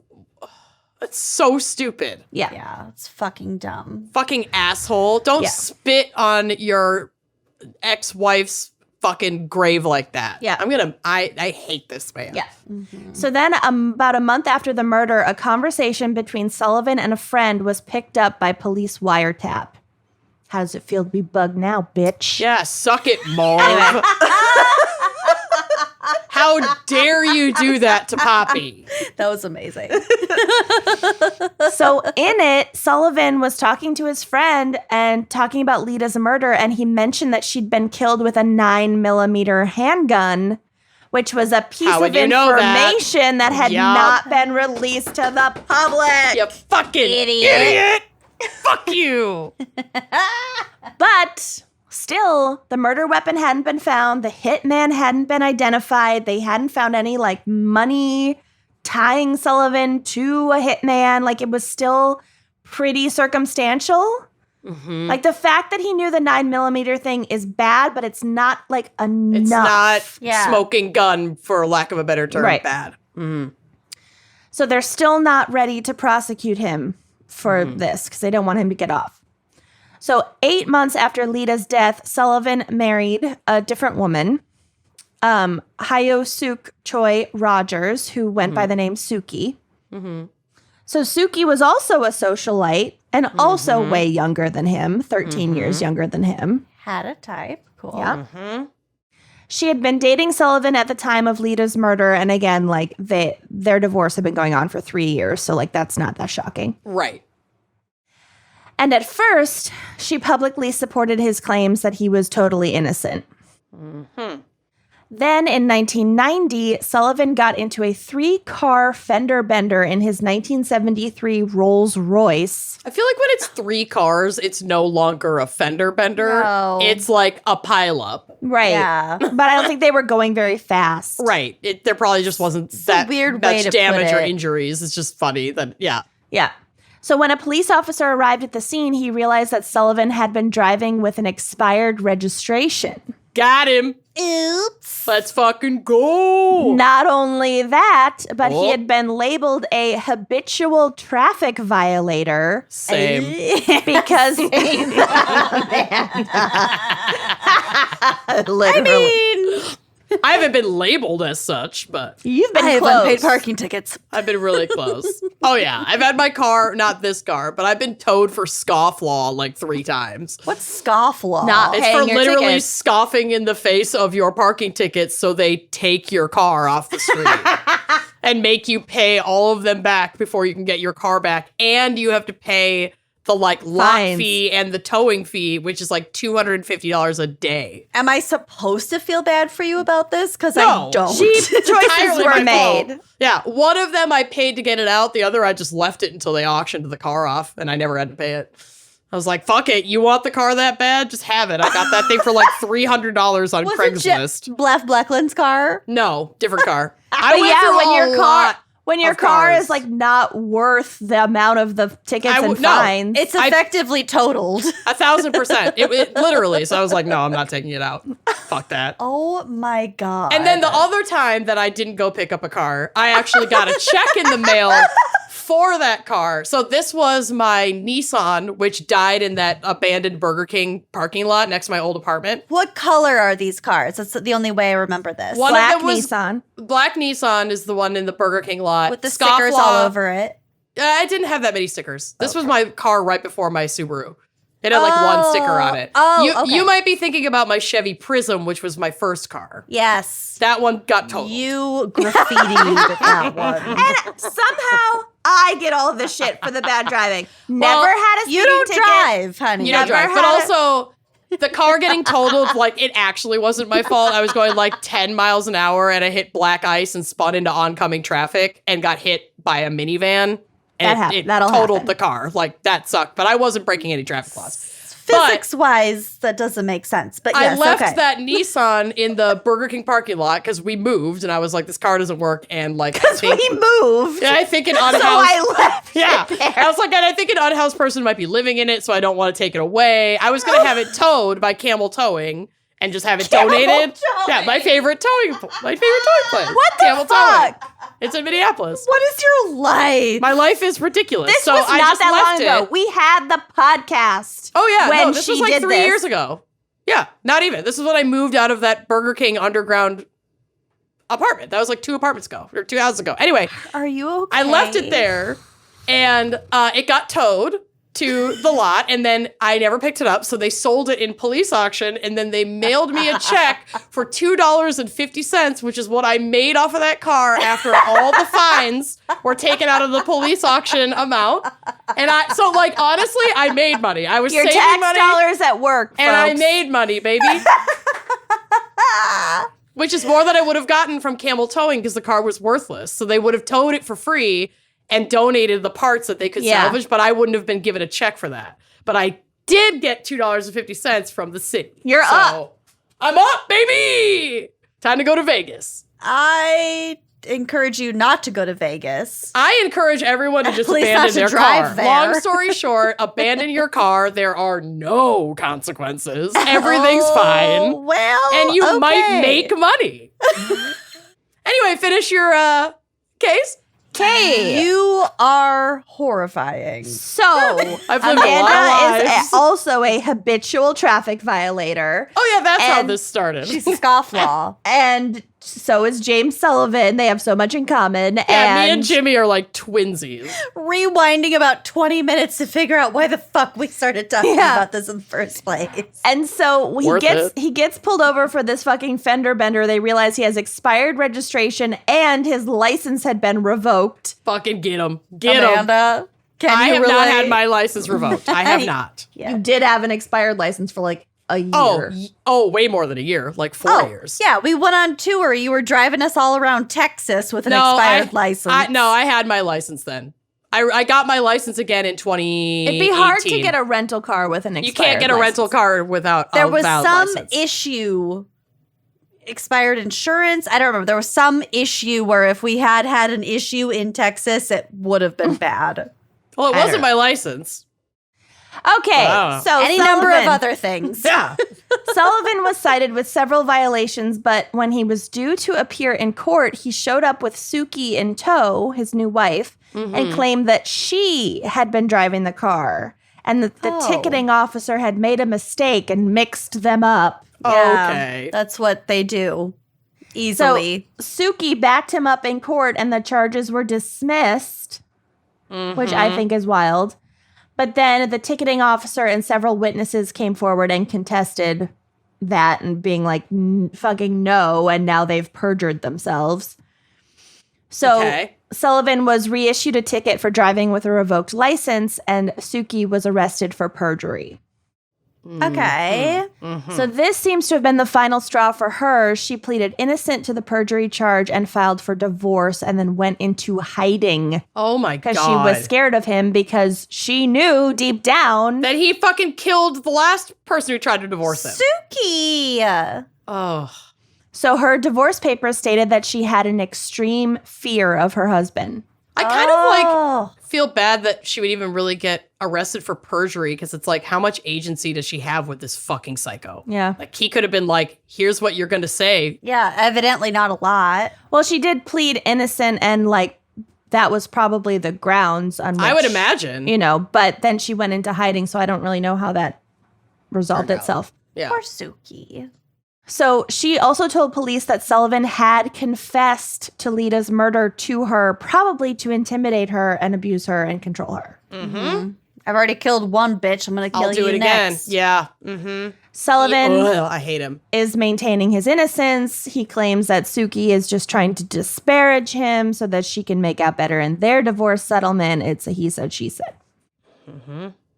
About a year later, Sullivan is indicted by a grand jury for conspiracy to commit murder based on the phone records, that like payphone call, and the recorded call where he Talked about the gun. talked about the Right. specific gun. The 9mm. Okay. But the case was eventually dismissed by a judge for lack of evidence. So it doesn't mean that it didn't go to trial. So he can still be tried for Without it. a It won't be like jury? a double jeopardy thing. Oh, I get what you're saying. He can be tried later if more evidence is Yeah, uncovered. but the judge was Okay. like, there's just not enough evidence. This can't actually go to trial. As a reply to this dismissal, Lita's parents filed a wrongful death lawsuit against Sullivan in civil court. 'Cause Okay. They were sick of him just getting off scot-free No for consequences. Yeah. They're like, we're going to hit him somewhere. If Yeah. that Yeah. can only be the wallet. Anywhere. And he only I guess cares we'll about take money, it. this asshole. So Sullivan represented himself in court. Oh my God. This could have been a narcissist crimes guy. Like Ticking every all box. the boxes. Yeah. Again, he is not a lawyer. He's No. never been to law school. He was a beverage distribution guy. Air. Yeah. Heiress. So a jury found him liable for Alita's death, and they awarded her parents $4 million from his estate. Nice. But Fucking he It's a gold refuses to pay, Of course. pretending to be broke. Yeah, moving all of his money to an offshore account. Mm-hmm. This isn't maybe entirely untrue. He's now tied up in like another costly divorce with Suki, and she is demanding $9,000 a month in alimony. That's and like a lot of money. he Fucking boo-hoo. also spends a lot of money as a fucking Rolls Royce. Mm-hmm.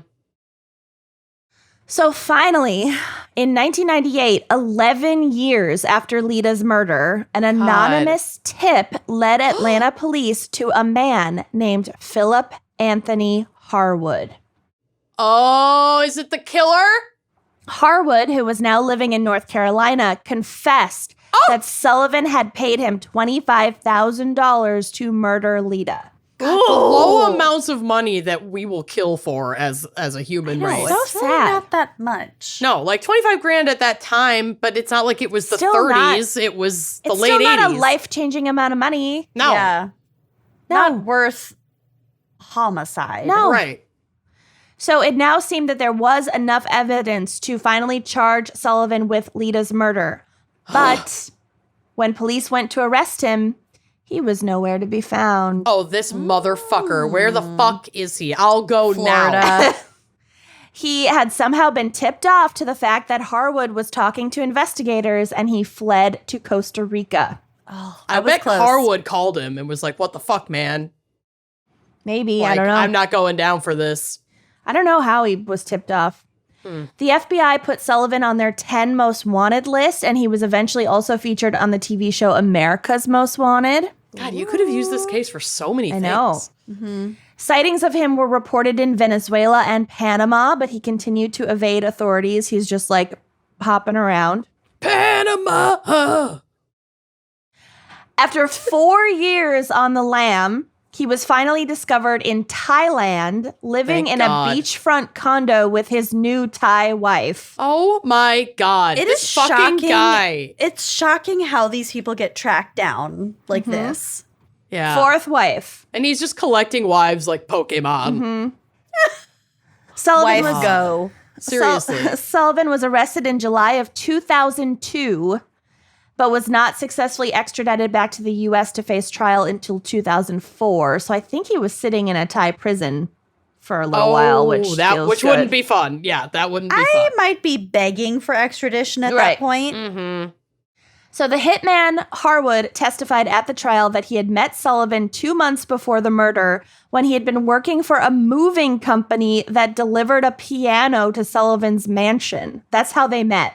What a dick. What was a just dickish like a- way to meet. Young mover guy, and Sullivan was like, hey. Hey, want to kill someone for not a lot of money? Yeah. I just also think there's like nothing more pompous than, oh yes, I hired the piano delivery man who had appeared in my mansion Yes. to kill my I couldn't former wife. possibly go forward with this divorce. What would Well, how I would do it with look? my piano? Yes. He looked like he could use a couple extra bucks. Oh my God.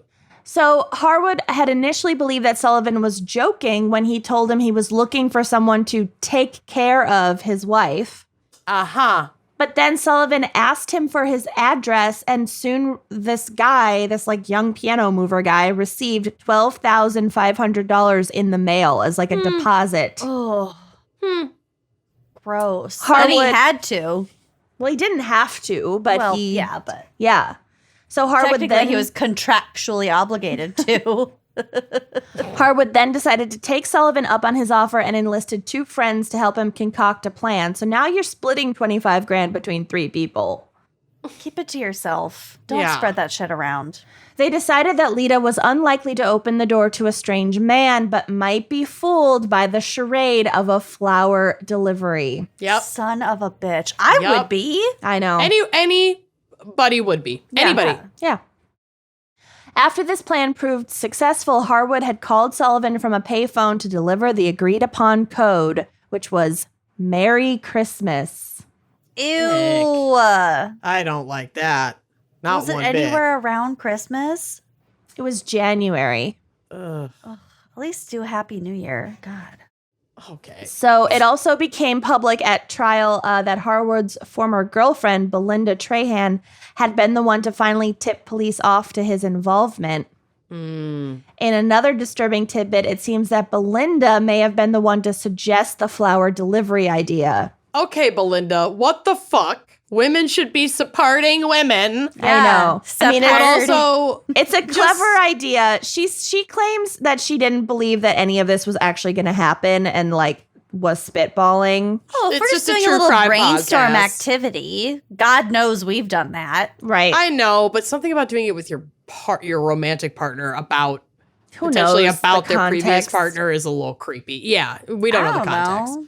I don't know, but always snitch on your ex-man. Yeah. And under the right circumstances, your current man. Just always snitch on men. Yeah. Snitch on men. Yes, all men. Yeah. I came So around. she also claimed that she didn't believe that he had ever done it until she saw Sullivan personally deliver an envelope of cash to her boyfriend, and then she realized that the hit was real and had happened, is what she claims. Can you imagine that, like, realization, that feeling? So Yeah. now they finally have a preponderance of evidence against this asshat, and the trial is 2 weeks long, and then the case goes to the jury. At the start of the deliberations, the jury was evenly split. And this probably had a lot to do with the fact that, like, Philip Harwood and Belinda were, like, not super reliable as witnesses. Like, they kind of got their stories confused on the stand a little bit, and they fucked up some details, and they just didn't seem that great under questioning. And Harwood at one point said that the mafia had ordered him to kill Lita. Okay, that's like the go-to. It wasn't me. So, but there was enough evidence that That didn't hold up. fucking Sullivan did this. Yeah. So the jury was ultimately able to reach a unanimous verdict, and in March of 2006, almost 2 decades after her murder, Good God. James Sullivan was finally convicted of arranging Lita's murder and sentenced to life in prison without parole. Bye-bye. God. Philip Harwood, the hitman, pleaded guilty to manslaughter and was sentenced to 20 years in prison, but he has been released. He got out in 2018. Interesting. Back to his piano moving days. God. And that kill is anyone. the case. Wow. Wow. That was That a lot. was nuts. Yeah. It was a journey. That was a real journey. I appreciate you sharing it. Yeah. Well, Thanks to our fan picker. Be careful when accepting flower delivery. Oh my God. Yeah. New fear unlocked. Don't Great. answer the door. Unless it's from Books.com. Well, they don't. If they just drop it at your door in a True. package. God. They don't make you talk to them. That's how it should be. Yeah. Yep. Are you ready for my case? Yeah. All right. Well, when I wrote this, I still thought the topic was killer florists specifically. So Yeah. I had wanted to do a case that was like a little different from that topic. And while I love the idea of a murderous actual florist, I was more fascinated by murderous flowers themselves. And I wanted to find like a Victorian era. fatalities. Yeah, I wanted to find like a Victorian era case of a woman killing her husband with like a deadly lady slipper or some shit. Yes. Foxglove. Yeah, it was foxglove. A little foxfoot. A little foxfoot. Oh, I'm a little bit Un foxglove. petite slipper for a fox. I'm a little bit rock and roll. So I didn't find exactly that fit, but I did find a case from 2009 that has love, scorn, and a deadly flower. Oh. Okay. So Lakvir Singh and Lakvinder or Lucky Chima had been lovers for 15 years. Wow. Where do these people live? I'm going to get to it. Oh, good. They didn't live together, and it was not out in the open that they were together, which we will get to, but they were together on the down low. Okay. They were living in Southall, West London, so you know what that means. Geography. Time for some geography. But also they are of Asian Indian descent. Okay. So, but they live in London. Okay.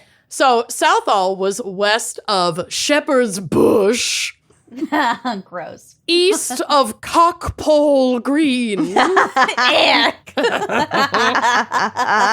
that looked at. Yeah, it's not safe. South of Cockernhoe and north of The Bar.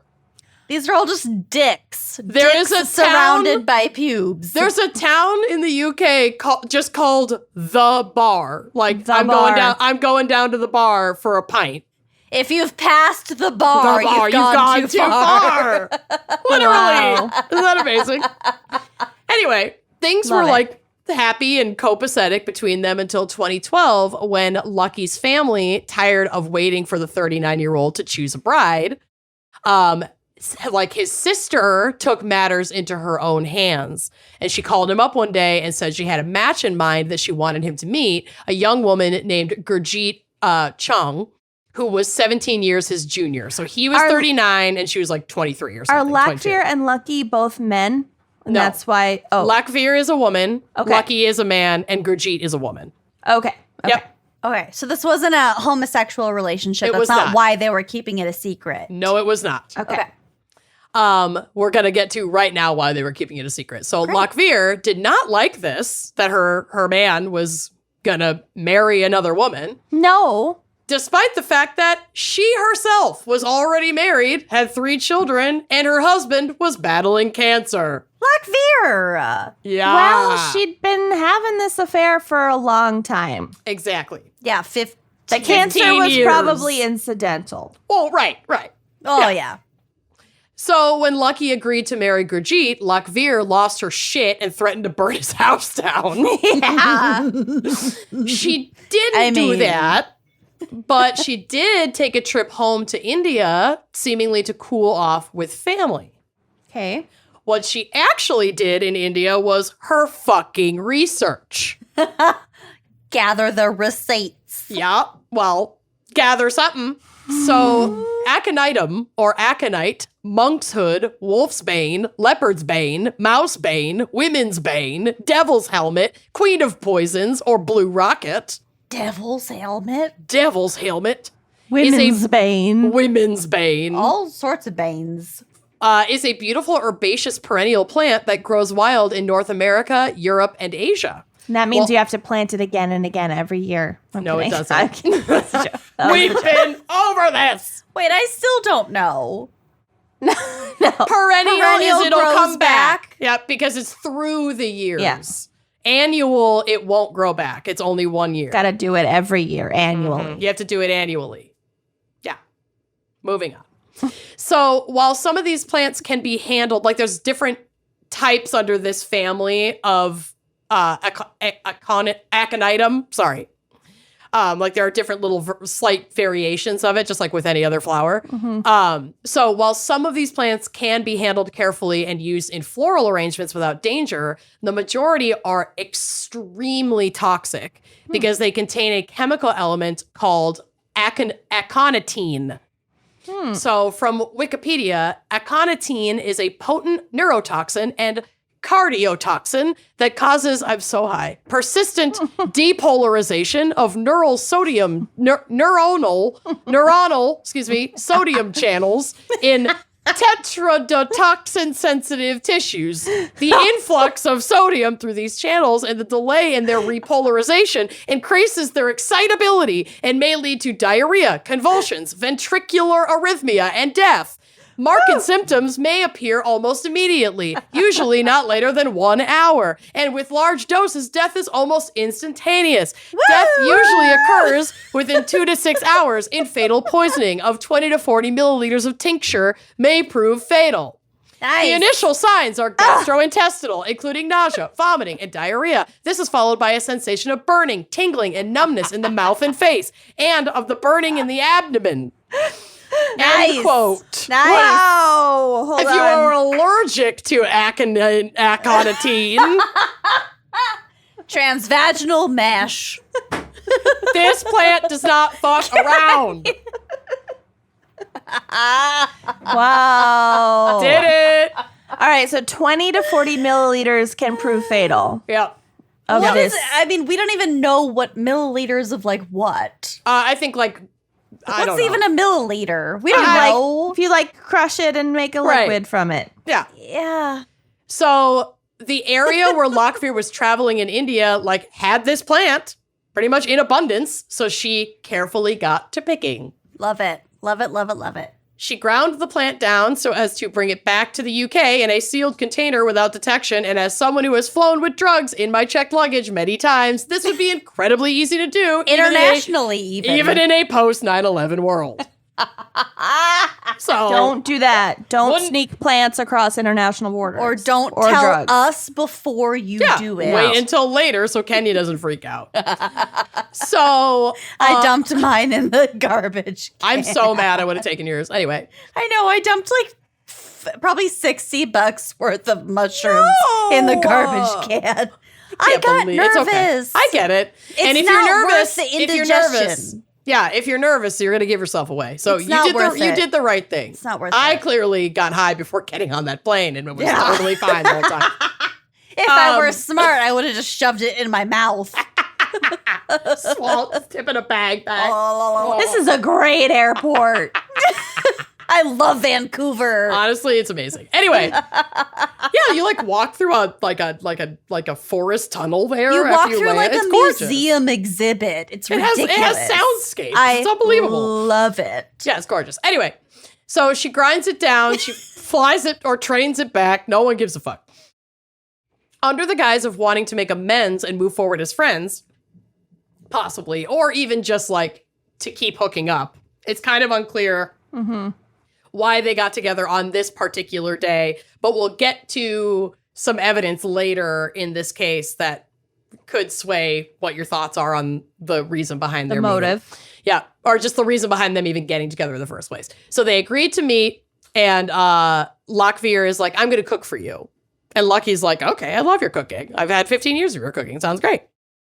So she had laced the food that she prepared with the aconite and watched him consume what she hoped would be his last meal. And these are the two lovers of 15 years? Yep. Wow. But he's marrying somebody else and she's pissed. I know. I mean, I know, but Mhm. wow. Okay. Yeah. So Lucky almost immediately started feeling ill, and when his symptoms escalated, he went to the hospital. It's a quote from The Guardian. Singh, so Lockveer, went with him and stayed by his bedside each day. It was there that Chong, the Gurjeet, the fiance, realized there had been a relationship and warned her off, was like, fuck off, we're getting married, go away.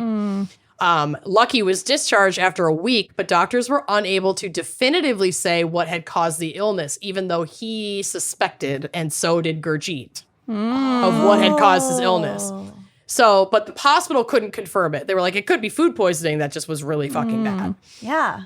So Gurjeet was not fucking around and fully suspected Lockveer of poisoning her fiance. She said, quote, I knew she was jealous of my relationship with Lockvinder, so Lucky.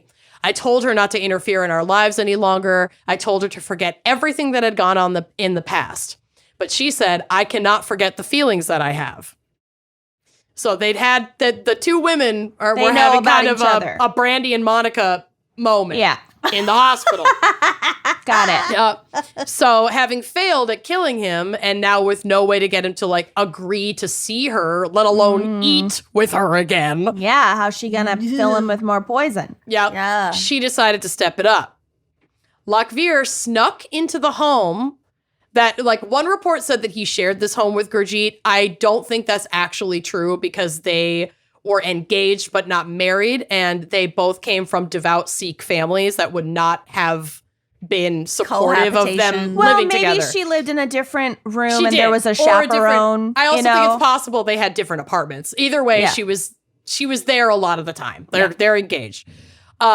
So Lockveer sneaks into the apartment while they're out. She does this on January 27th, 2009. This is just over 2 weeks before the couple are set to wed on Valentine's Day. They have a special wedding date. They're getting married on Valentine's Day of 2009. Lockveer went into their fridge and spiked a leftover curry with even more of the aconite, knowing that they would be eating the leftovers within about 24 hours. She's going to kill them both. She's going to kill Gurjeet, too. Yep. Spiking the leftovers. Yeah. She snuck back out undetected before the couple, or well, as far as she knew, undetected anyway, undetected by them, before the couple returned home and sat down to a meal of leftover curry. They felt unwell very soon after eating it and both laid down on the couch together. Gunjeet said, quote, Lucky ate more than I. After that, he had a second helpings. Lucky said to me, I'm not feeling very well. My face has become numb, and when I touch it, I cannot feel it.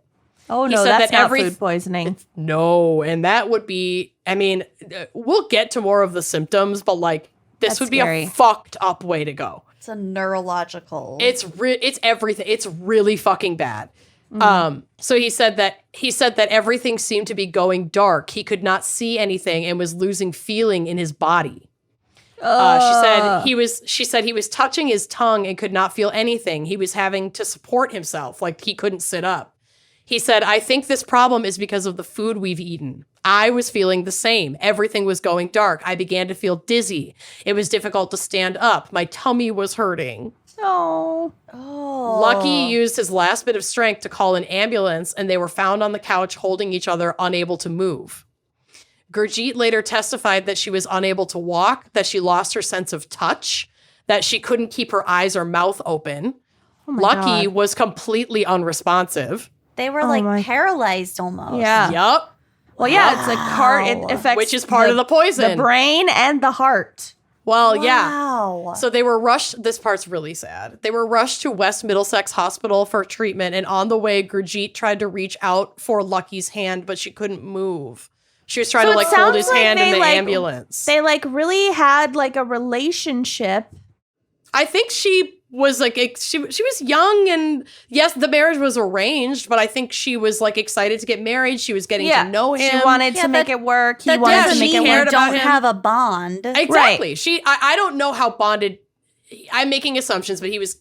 We'll kind of get to it. Well, they were hanging out together, eating together. She was more bonded to him. To be married. Yes, she was definitely bonded to him more than he was bonded to her.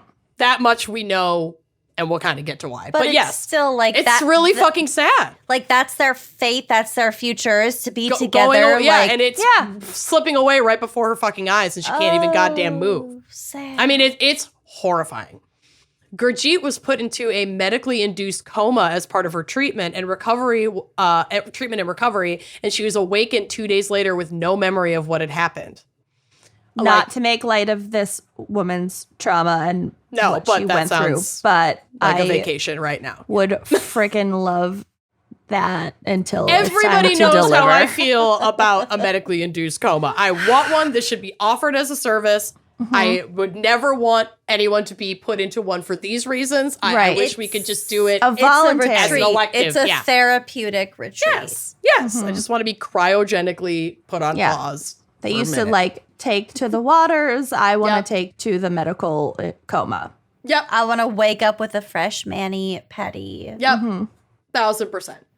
So, yeah, she wakes up. She like, I think she has pretty foggy memory of that entire day, of the day that she ate the food, until she kind of comes out of it, and then she can like remember having dinner. And then after having dinner is when things start to go dark, and she doesn't remember the ambulance coming. She doesn't remember like waking up she just wakes up in the hospital 2 days later and is like, what the fuck happened? I was eating curry 20 minutes ago. So scary. Yep. It's a cross-fate situation. Yeah. Lucky, unfortunately, wasn't so lucky. He was pronounced dead within an hour of arriving at the hospital. Oh my God. Yeah, it happened no wonder fast. He didn't hold her hand back. I mean, he was completely paralyzed. This is like a particularly awful way to die because victims of aconite poisoning experience violent nausea, vomiting, paralysis, organ failure, like very painful death, while remaining conscious and cognitively aware throughout.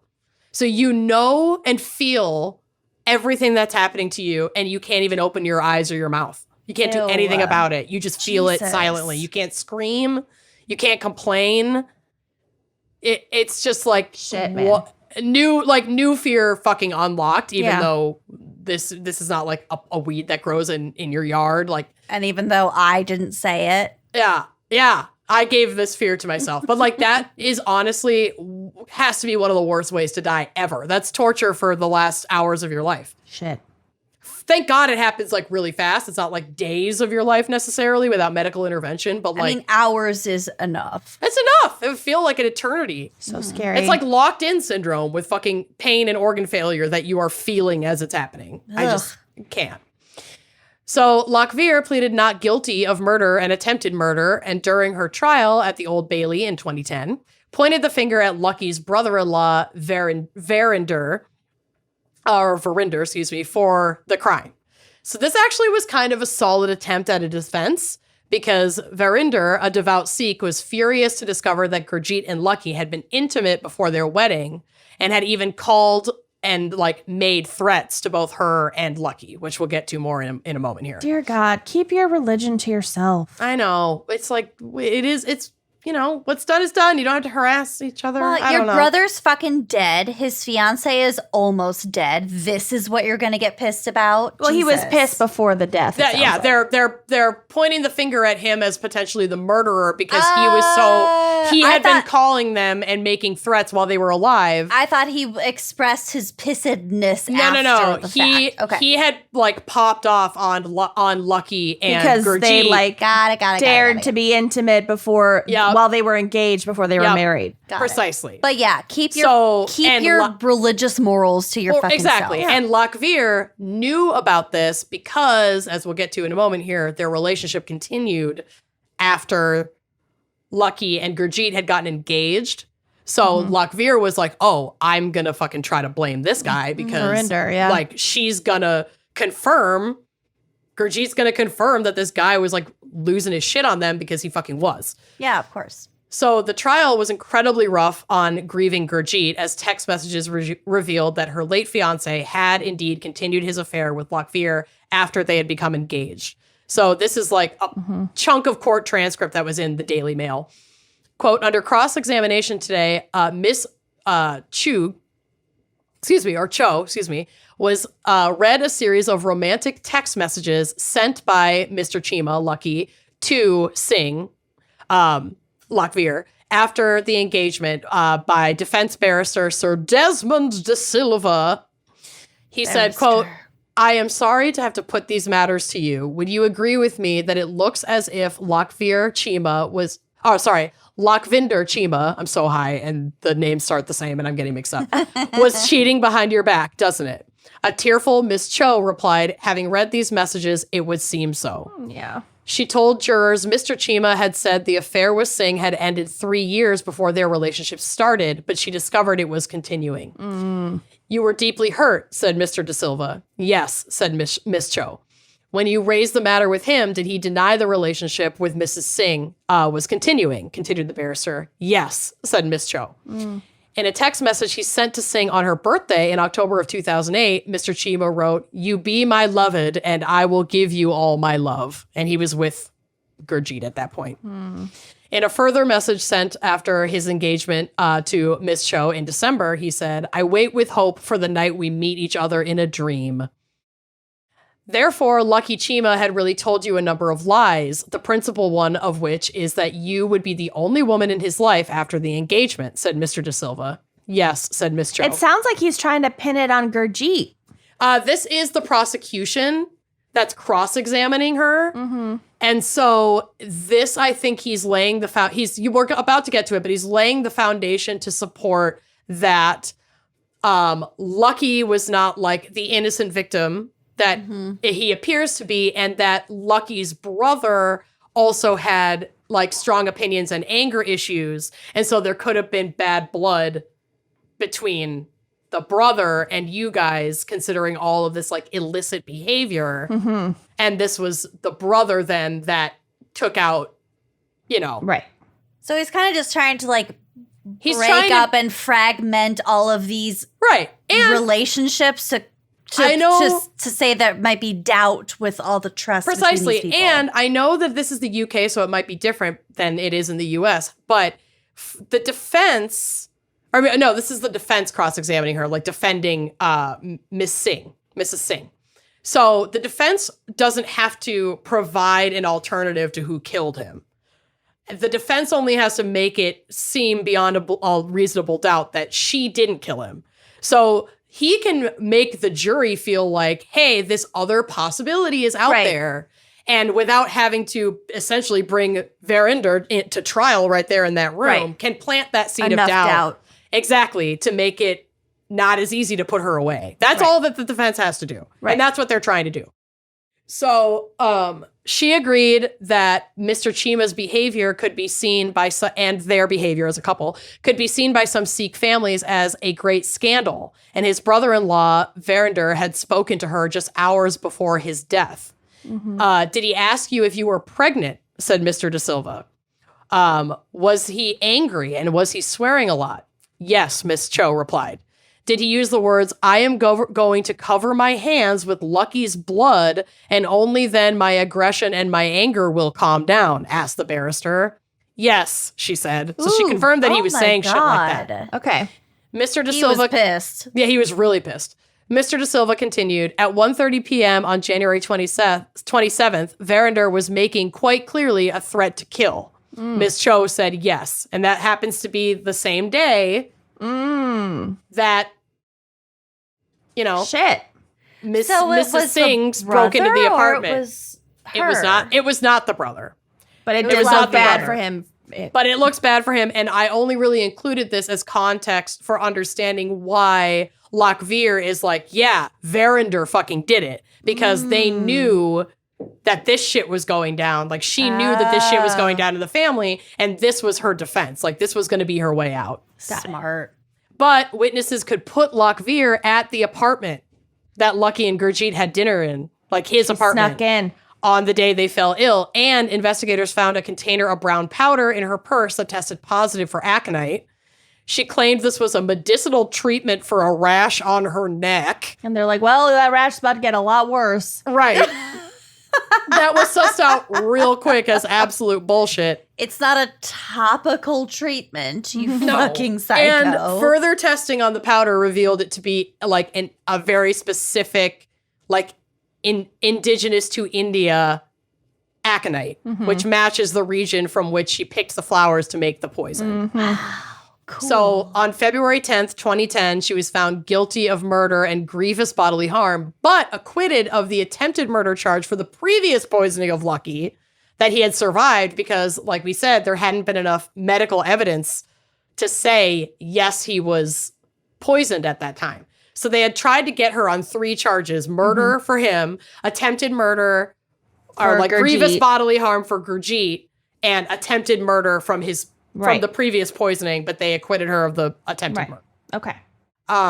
Excuse me, but she was sentenced to life in prison with a minimum of 30 years, and she remains in prison in the UK. Wow. Isn't that nuts? That's This a crazy kind case. of aligns with our forensic botany a little It totally bit. does. All our cases really like crossed, reached lot of over and held genres. hands, if you will. Yeah. Yeah. Well done. Fucking you. wild. And Yeah, it was fascinating. This was a great app. Special thanks to our fan picker, Alyssa Grogan of you. roguepedalco.com. Oh, I've saved your website. And Yeah. thank you all so much, and we'll talk to you next week. Yeah, we Be will. Be careful gardening. Oh my God. Bye-bye.